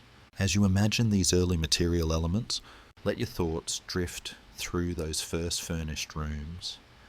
The soft creak of a new wooden chair, the faint glow of a candle reflecting on a polished table, the grain of the floorboards warm beneath the last light of the afternoon, and the quiet presence of a house that had begun to feel like a living being, gathering objects the way a person gathers memories.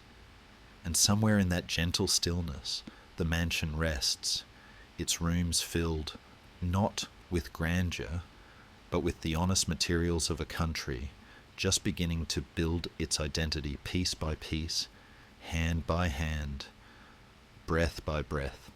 You are now listening to part 13, and in this part we walk softly into the early myths and the gentle half-whispered legends that began to form around the mansion long before it became famous.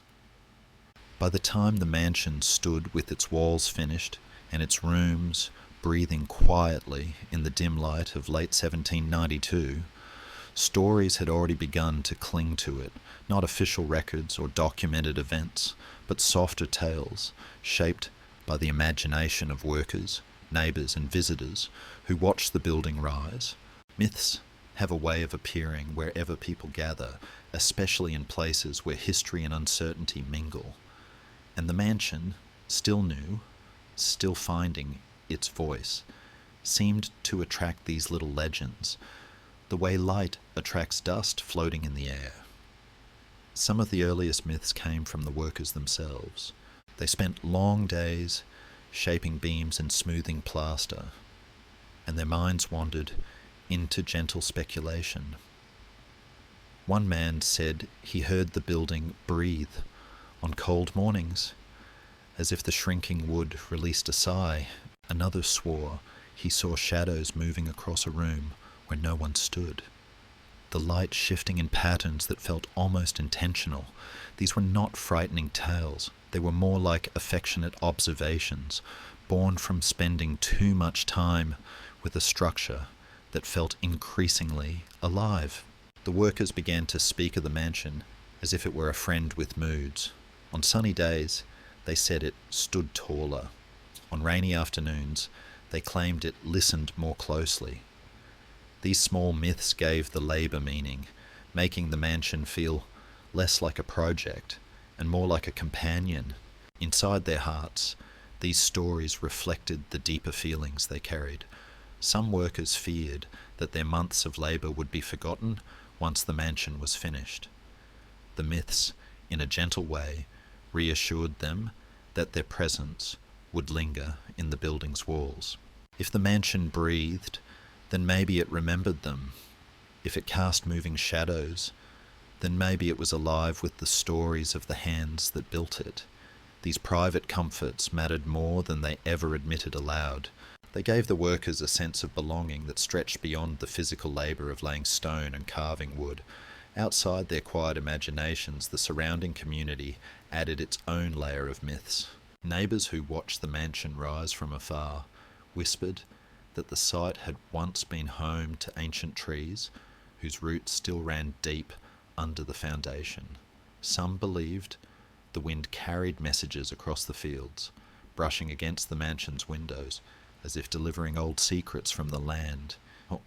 Children in the nearby town invented tales about hidden tunnels that led from the mansion to the riverbank, imagining daring escapes or treasure buried beneath the floors.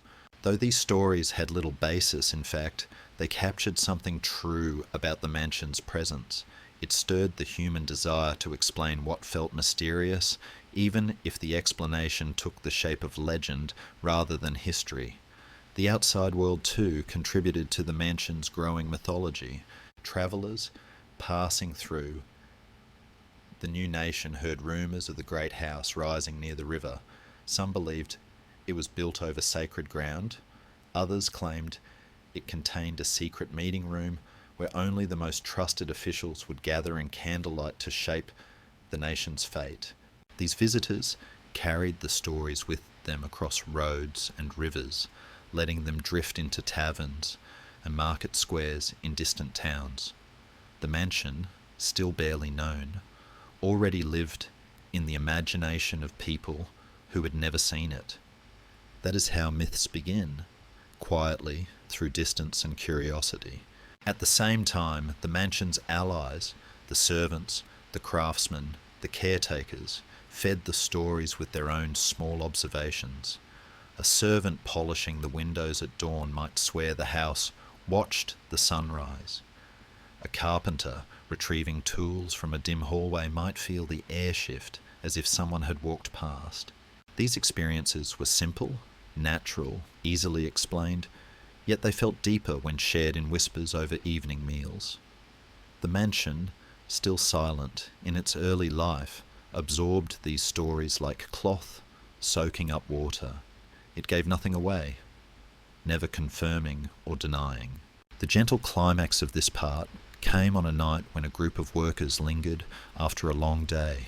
The sky was a deep blue, the moon round and bright. They stood near the mansion's entrance, speaking quietly as they packed up their tools. One man paused, looking up at the highest window where moonlight touched the glass. He claimed he saw a faint glow inside, as if someone were walking with a lantern through the empty halls. The others looked, but the glow faded. Someone laughed softly, saying it was just reflection. Someone else insisted it was the building testing its light. And though no one agreed, no one argued passionately either. The moment slipped into the air, gentle and mysterious, becoming part of the growing collection of stories the mansion carried. From then on, myths continued to blossom, like small flowers around the base of an old tree. None were grand or frightening. They were soft, human, born from long hours, quiet rooms, shifting shadows, and the hope that buildings, like people, hold memories and meaning. As you let your thoughts drift now, imagine the mansion standing in the pale moonlight, its windows catching silver reflections, the river murmuring nearby, the air still and cool, and the house holding a soft glow within. as if listening to the stories whispered about it, and choosing, in its own quiet way, not to deny them. You are now listening to part 14, and in this part we follow the quiet wisdom, the survival knowledge, and the soft daily strategies used by the people who kept the mansion alive behind the scenes during its earliest years.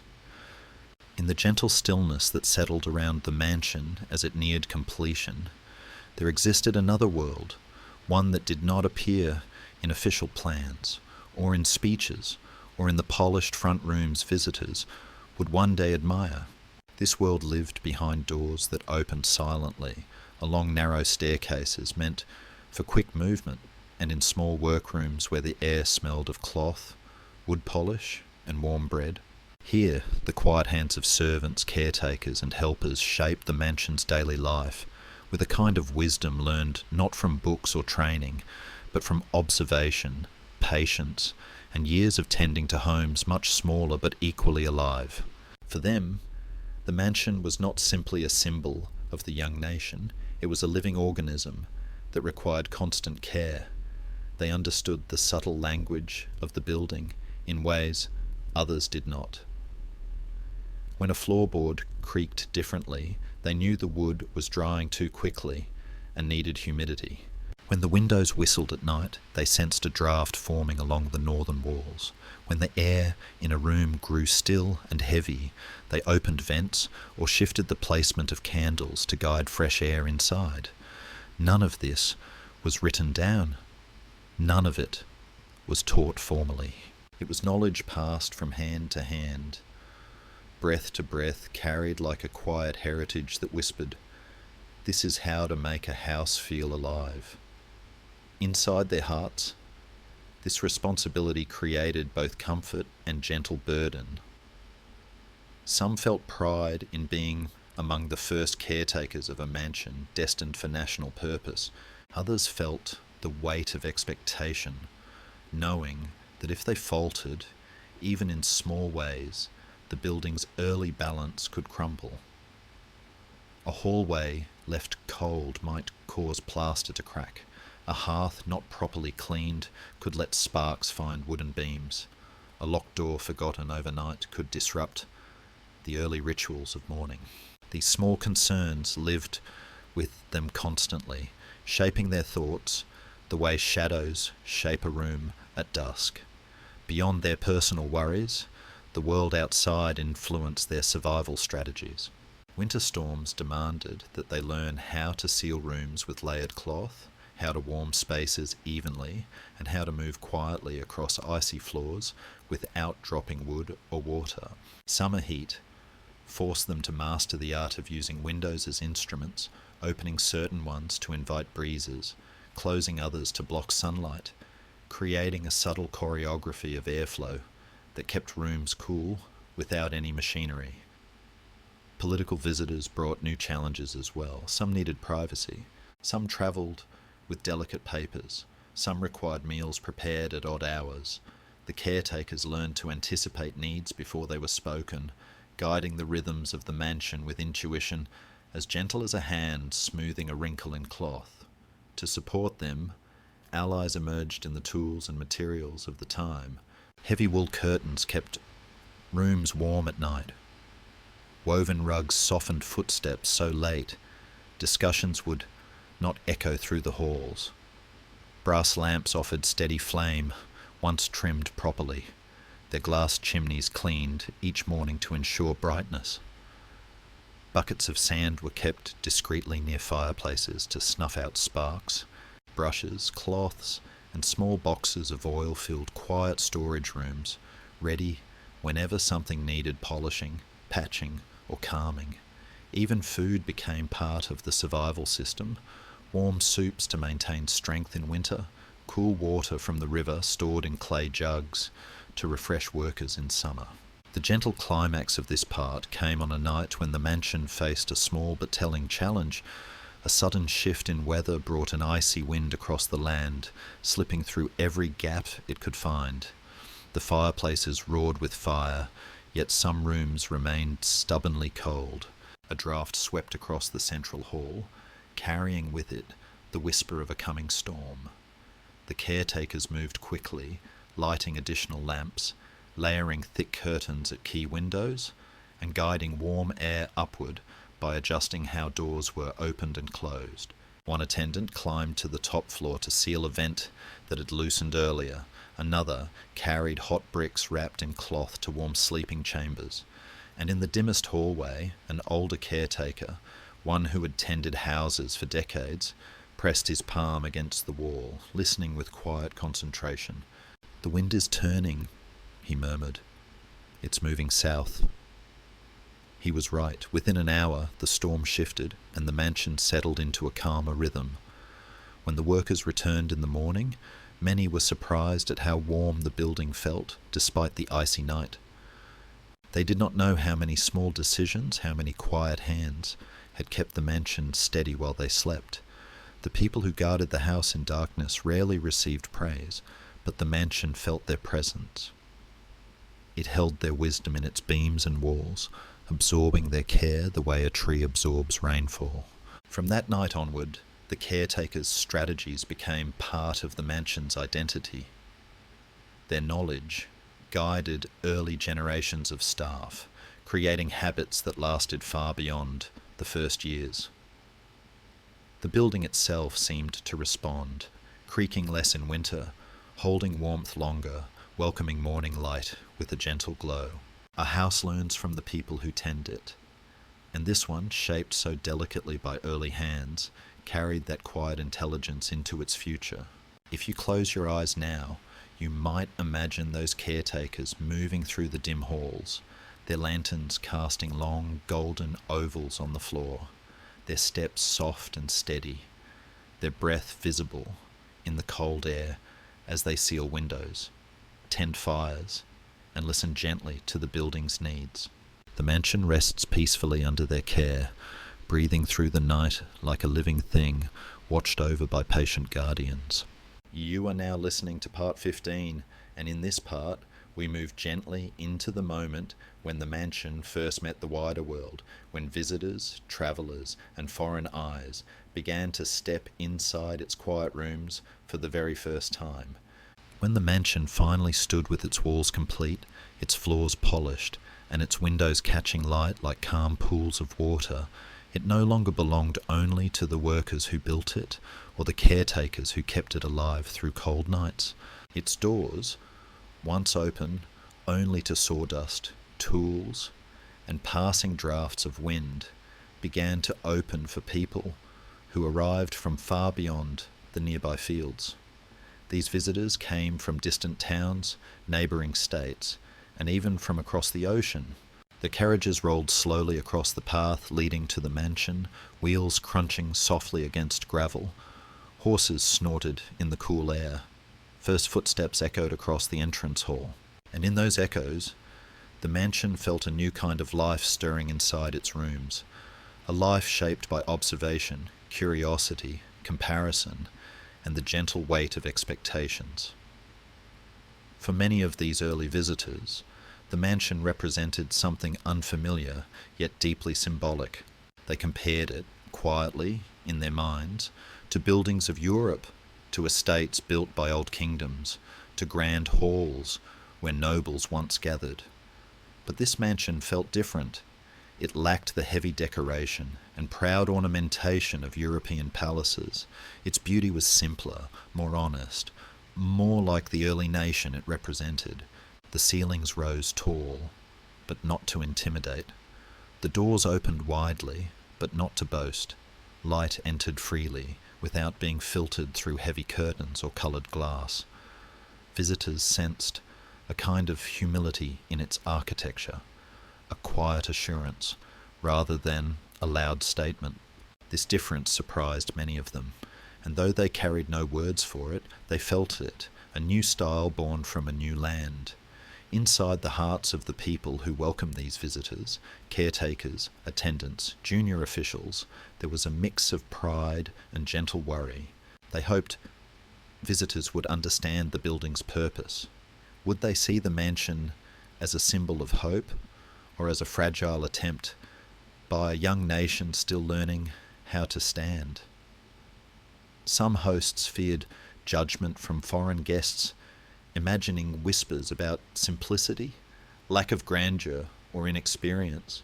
Others hoped the visitors would appreciate the elegance hidden in the mansion's restraint, the way its lines flowed softly, the way its spaces invited conversation rather than hierarchy.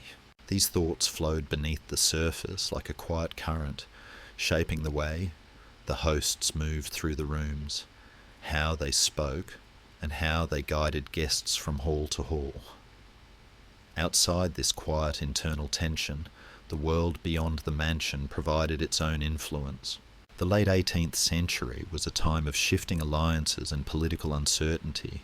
Foreign representatives visiting the young United States came with agendas, spoken or unspoken, and the mansion became a stage where these early diplomatic movements unfolded.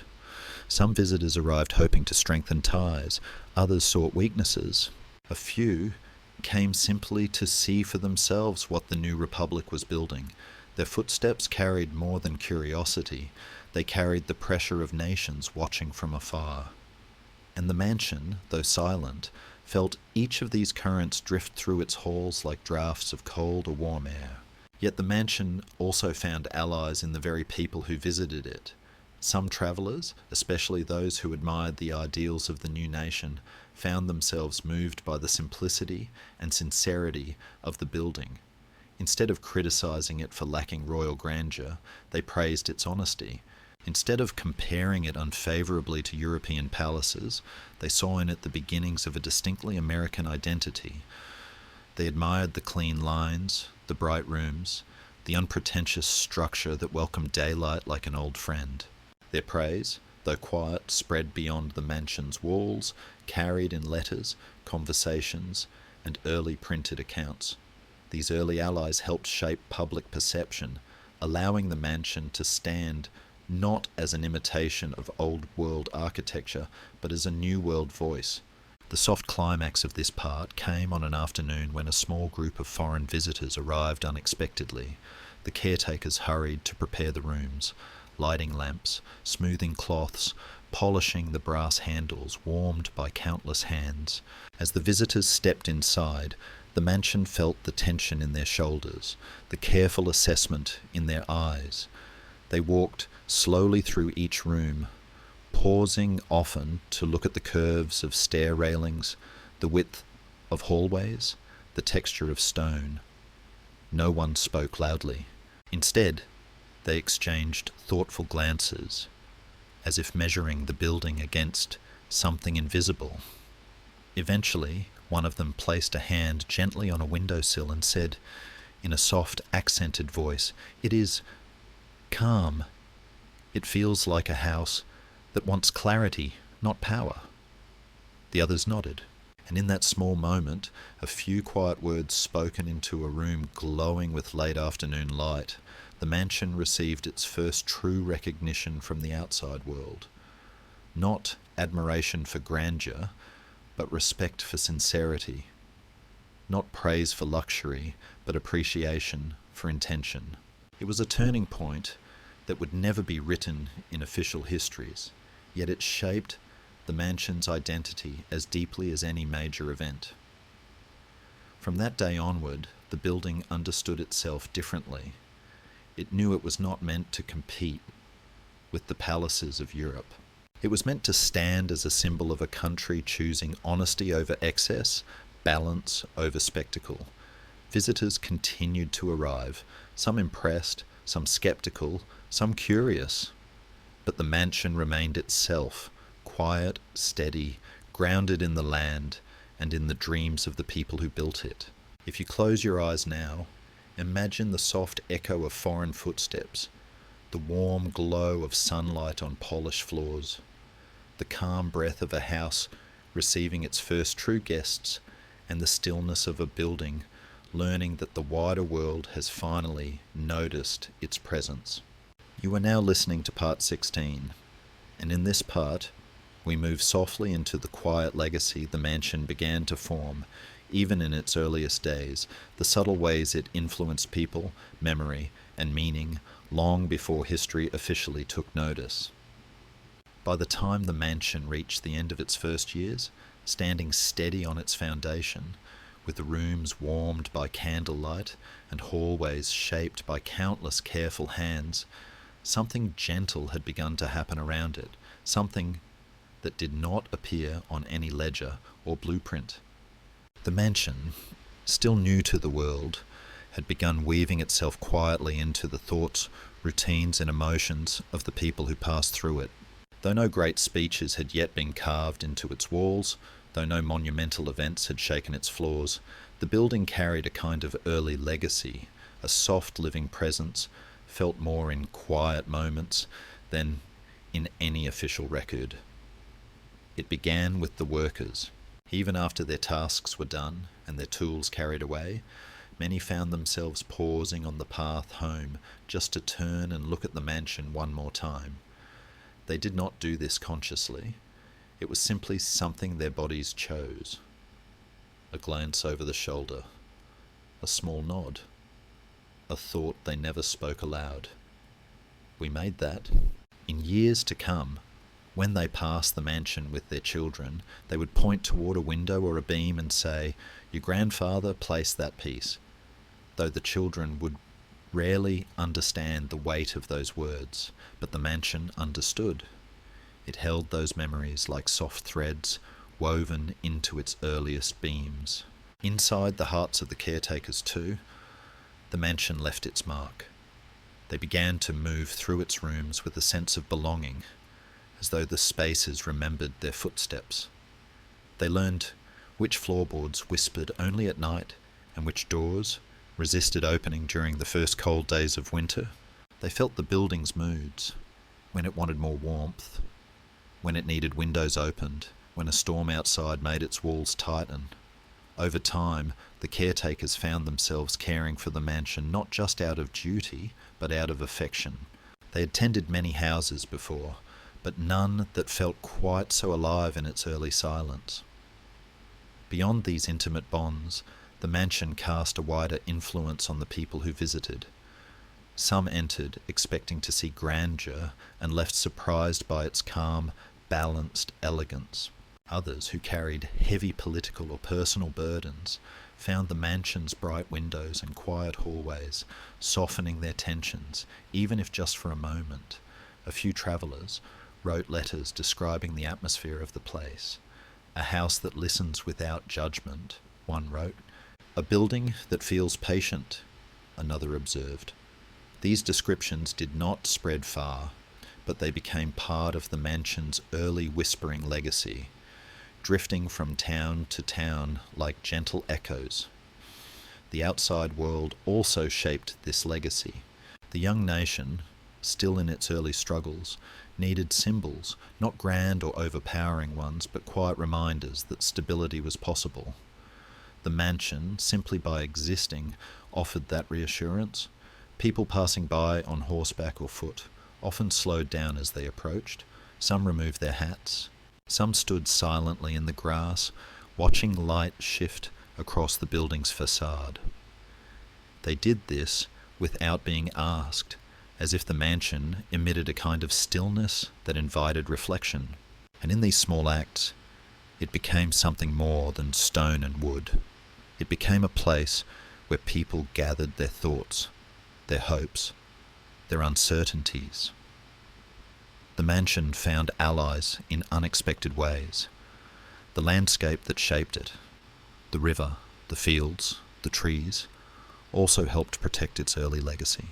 In the evenings, the river reflected the mansion's outline in a soft, rippling image that looked like a dream of the building rather than its true form. The trees shielded it from harsh winds, their leaves whispering at night as if telling stories only the mansion could understand.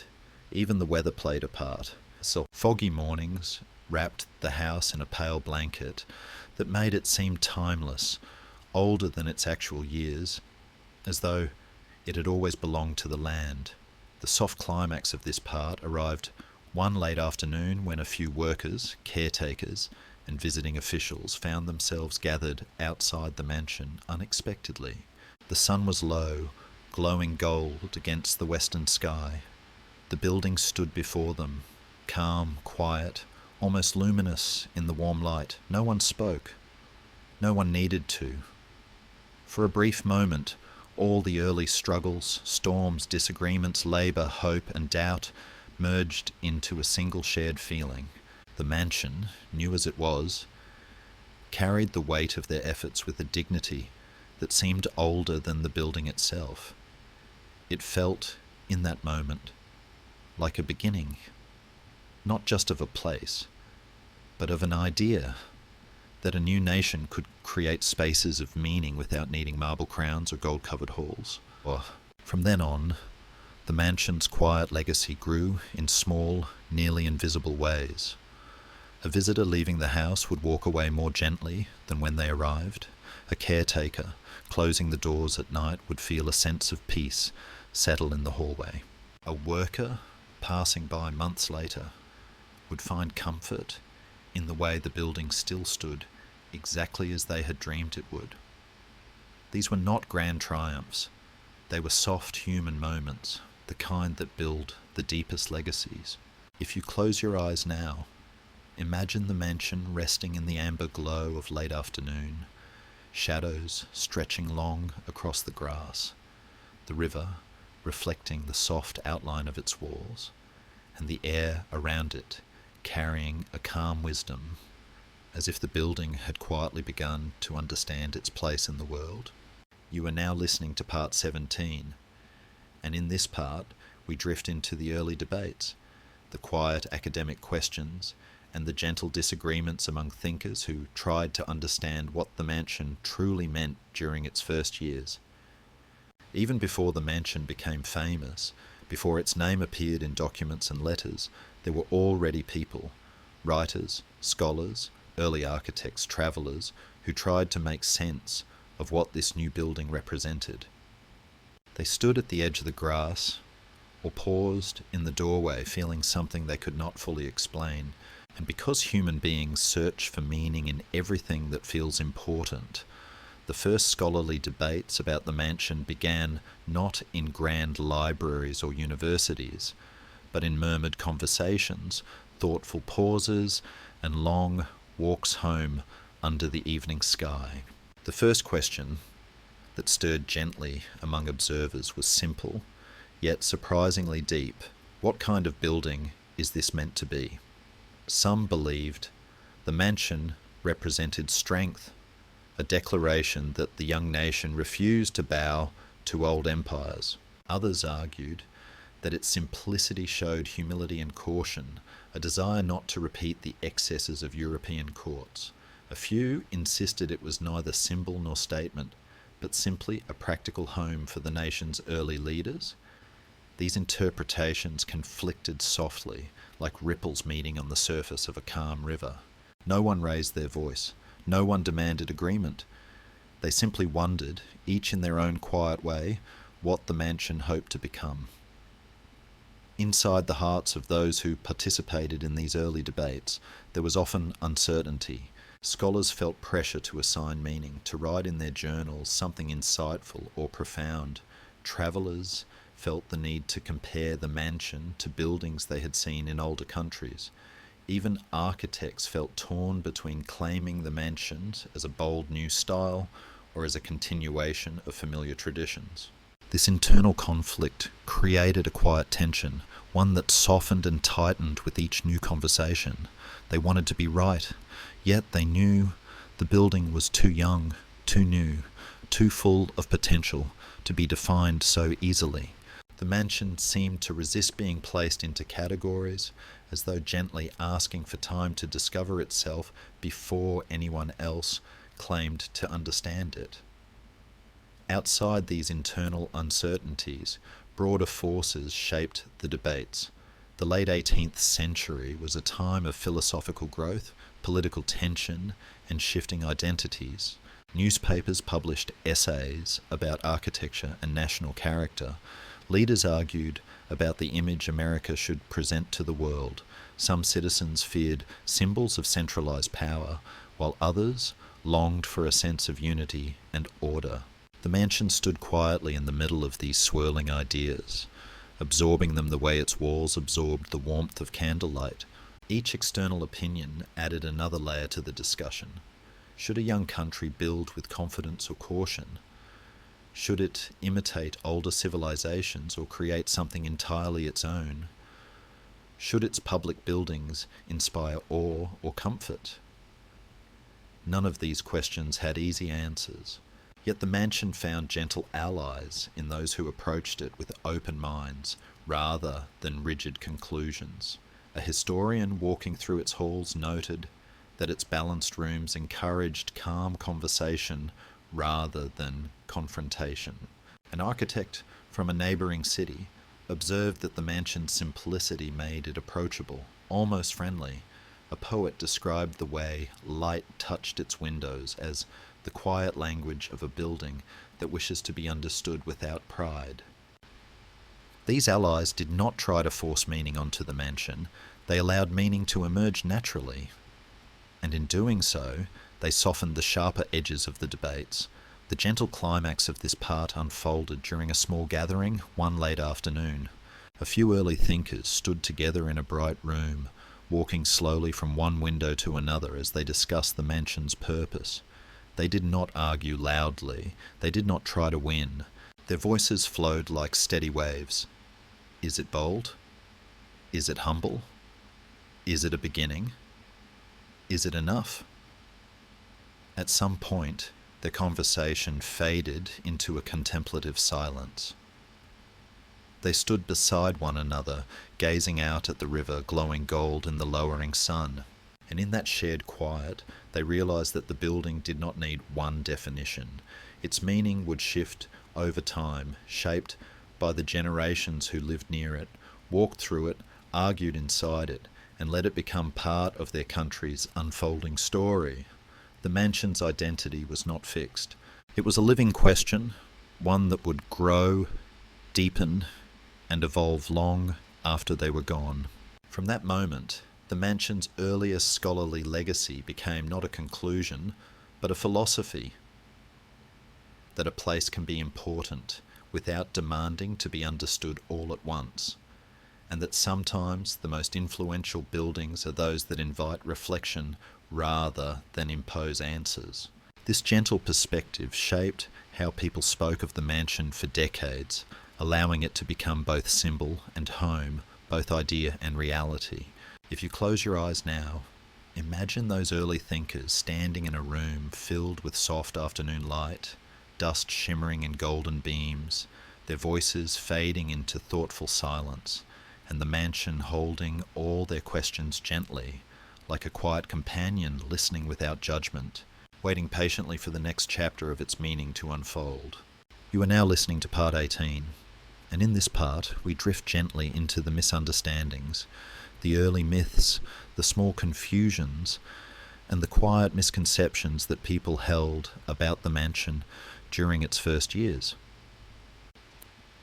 By the time the mansion stood fully formed against the soft sky of the early 1790s, its tall windows catching dawn light like calm water and its walls warming under the afternoon sun, people far and near had already begun to form their own ideas about what the building truly was. These ideas did not always match reality. They were shaped by rumour, distance, imagination, and the natural human tendency to fill silence with story. The mansion had not yet lived long enough to explain itself, and so, in that early quiet, misunderstanding settled around it, the way early morning fog settles around the riverbank, soft, pale, and easy to mistake for truth.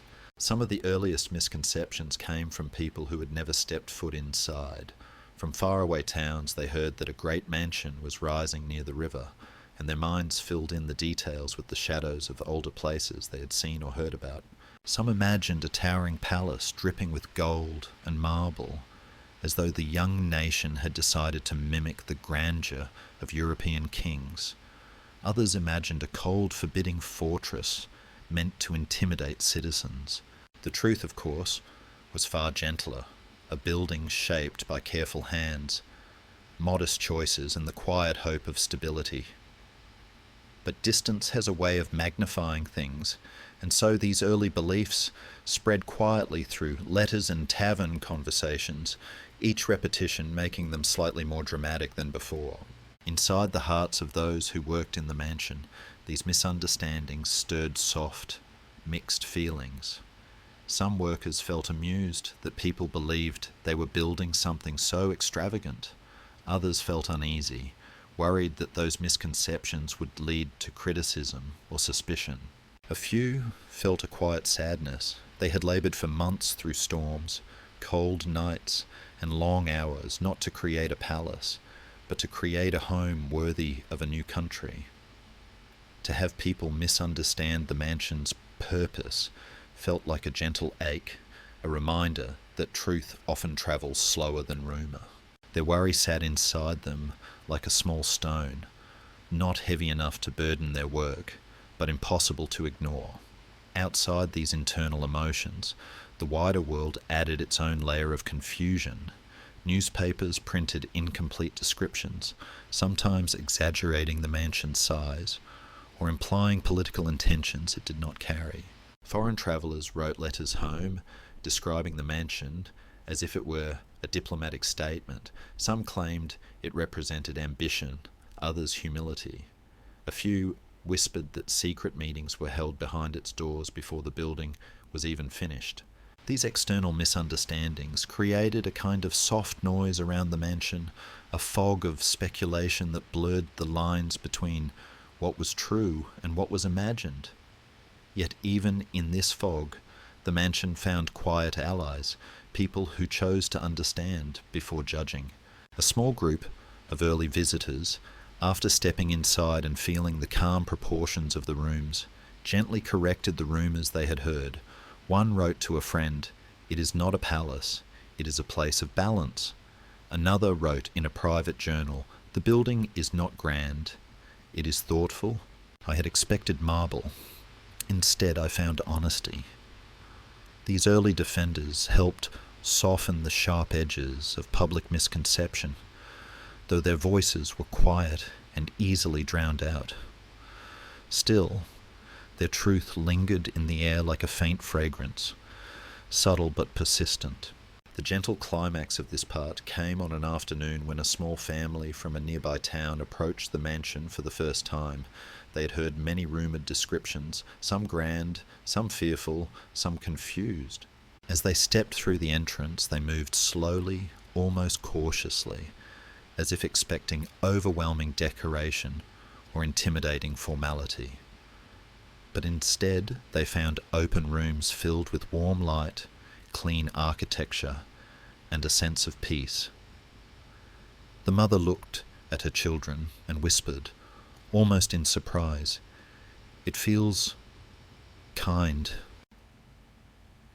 The children nodded, sensing the softness of the space, the way the tall ceilings did not loom but welcomed, the way the hallways did not threaten but invited exploration. In that small moment, another misunderstanding dissolved quietly, replaced by a truth felt rather than explained. From then on, the mansion lived with misconceptions the way people live with passing clouds. Some misunderstandings faded quickly, others lingered for years. But the building remained patient. It did not argue with rumour or defend itself against confusion. It simply stood, calm and steady, allowing time to reveal its character. And as the years passed, those who walked through its rooms came to understand that the mansion's heart was not made of stone or timber alone. It was shaped by intention, humility, and the quiet strength of honest craftsmanship. As you let your thoughts settle now, imagine the mansion standing in the gentle light of a clear afternoon, its windows open to the soft breeze, rumours drifting past like leaves carried by wind, and the house itself standing steady, saying nothing, needing no defence, simply waiting for those who would see it clearly in their own time. You are now listening to part 19, and in this part, we drift gently into how the mansion entered stories, books, drawings, and the quiet world of culture. how it slowly became a symbol in early American imagination. By the late months of 1792, the mansion had already lived a brief but intense life, rising from bare soil, enduring storms, welcoming visitors, gathering rituals, and quietly shaping its own identity. And though its rooms were still young, still smelling faintly of fresh wood and warm plaster, the building had begun to slip into another world, the world of cultural memory, a world where stories travel farther than footsteps, where impressions outlive the people who first formed them, and where a house becomes more than a house simply by appearing in the minds of those who never stepped inside. It began with drawings.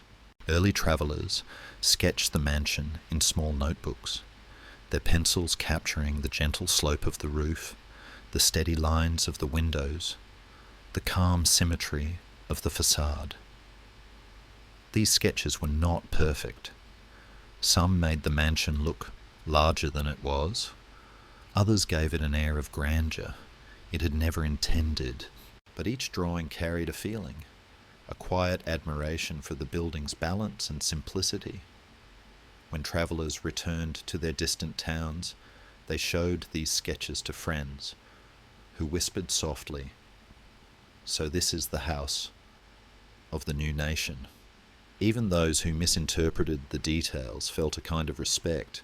The mansion had entered culture not through announcement but through pencils moving slowly across paper.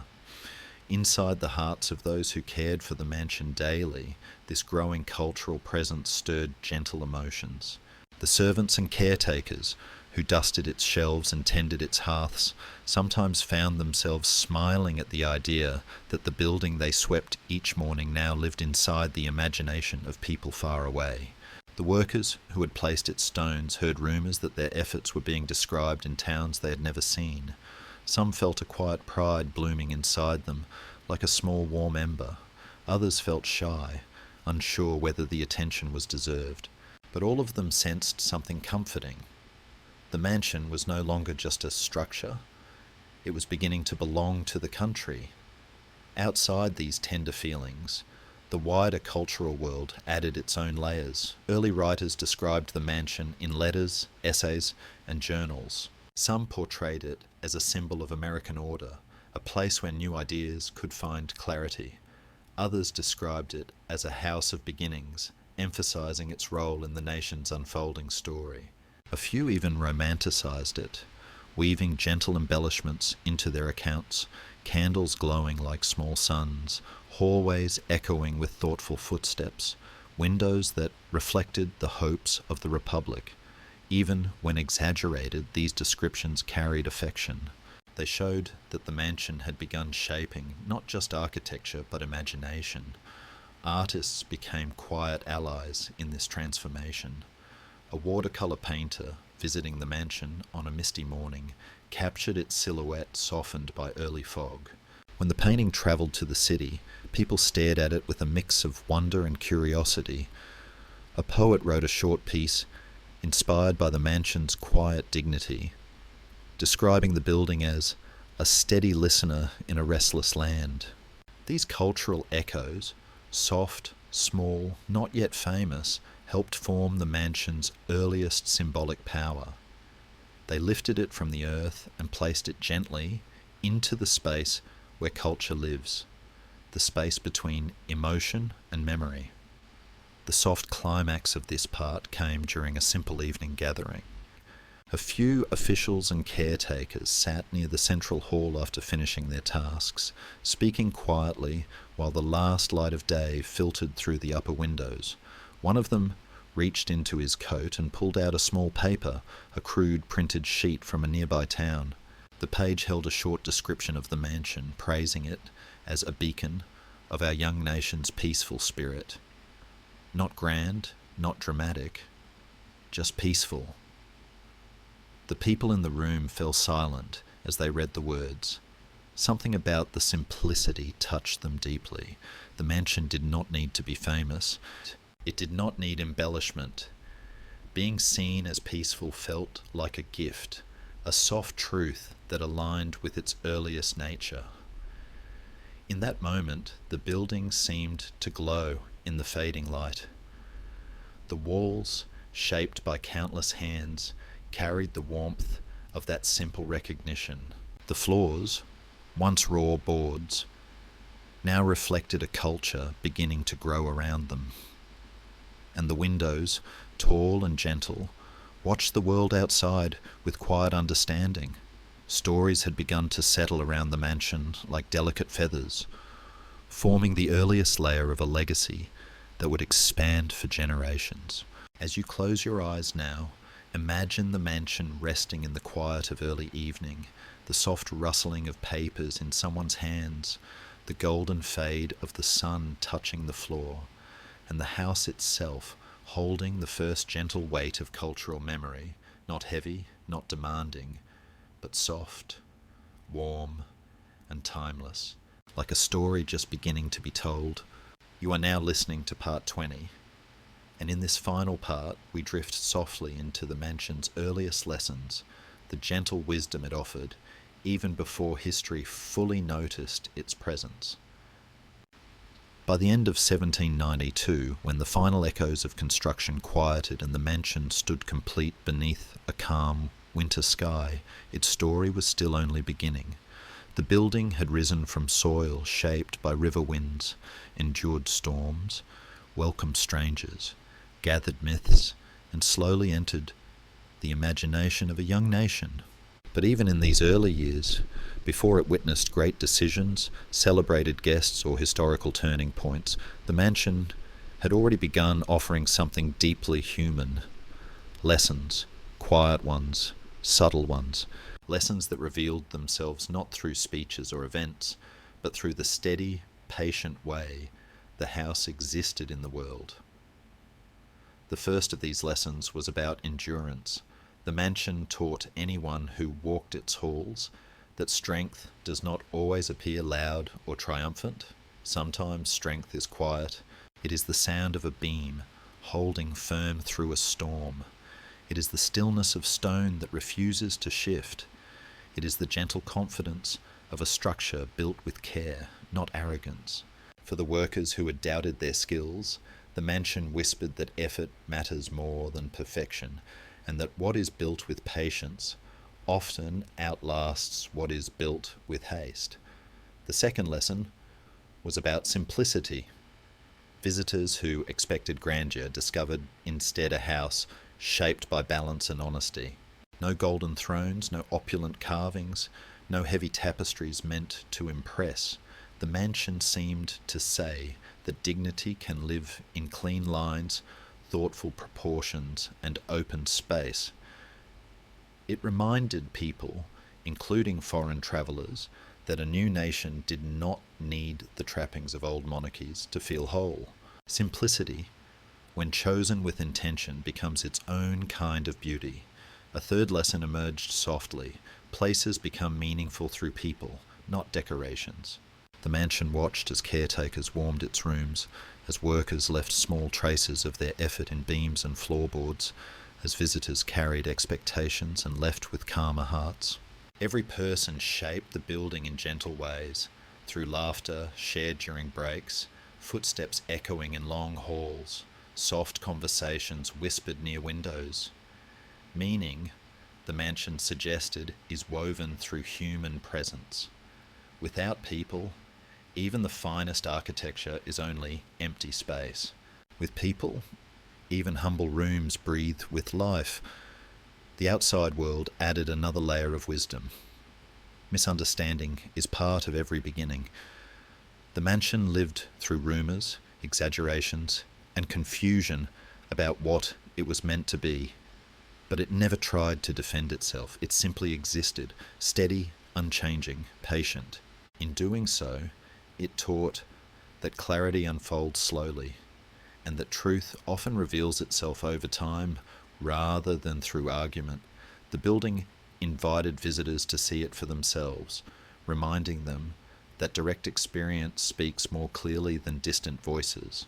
Allies of the mansion, the land, the caretakers, the workers, contributed one final lesson.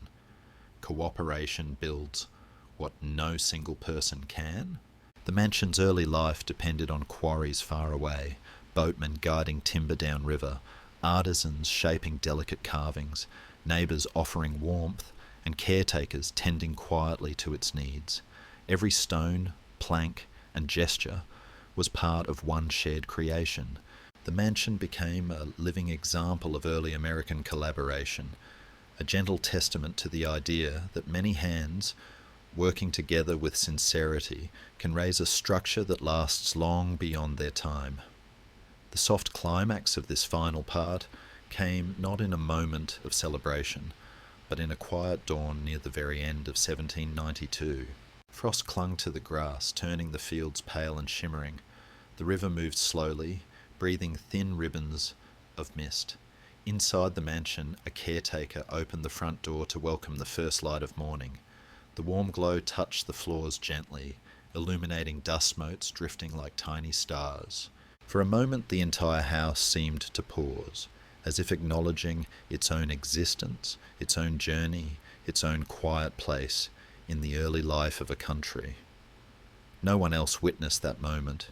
It was not written down, but the mansion felt it, and in that feeling, its earliest purpose settled softly into its walls.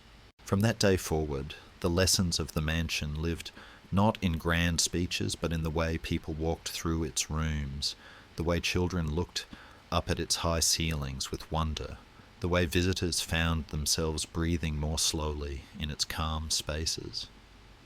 Its story had begun, not with noise, but with stillness, not with power, but with patience, and it would carry that quiet wisdom into every decade that followed. As you let your thoughts drift now, imagine the mansion resting beneath the pale light of early morning, frost sparkling like tiny diamonds across the fields, the river whispering nearby, and the house breathing softly, holding centuries of lessons waiting to unfold. Thank you for walking through all 20 parts of this journey. May these quiet stories follow you gently into the night.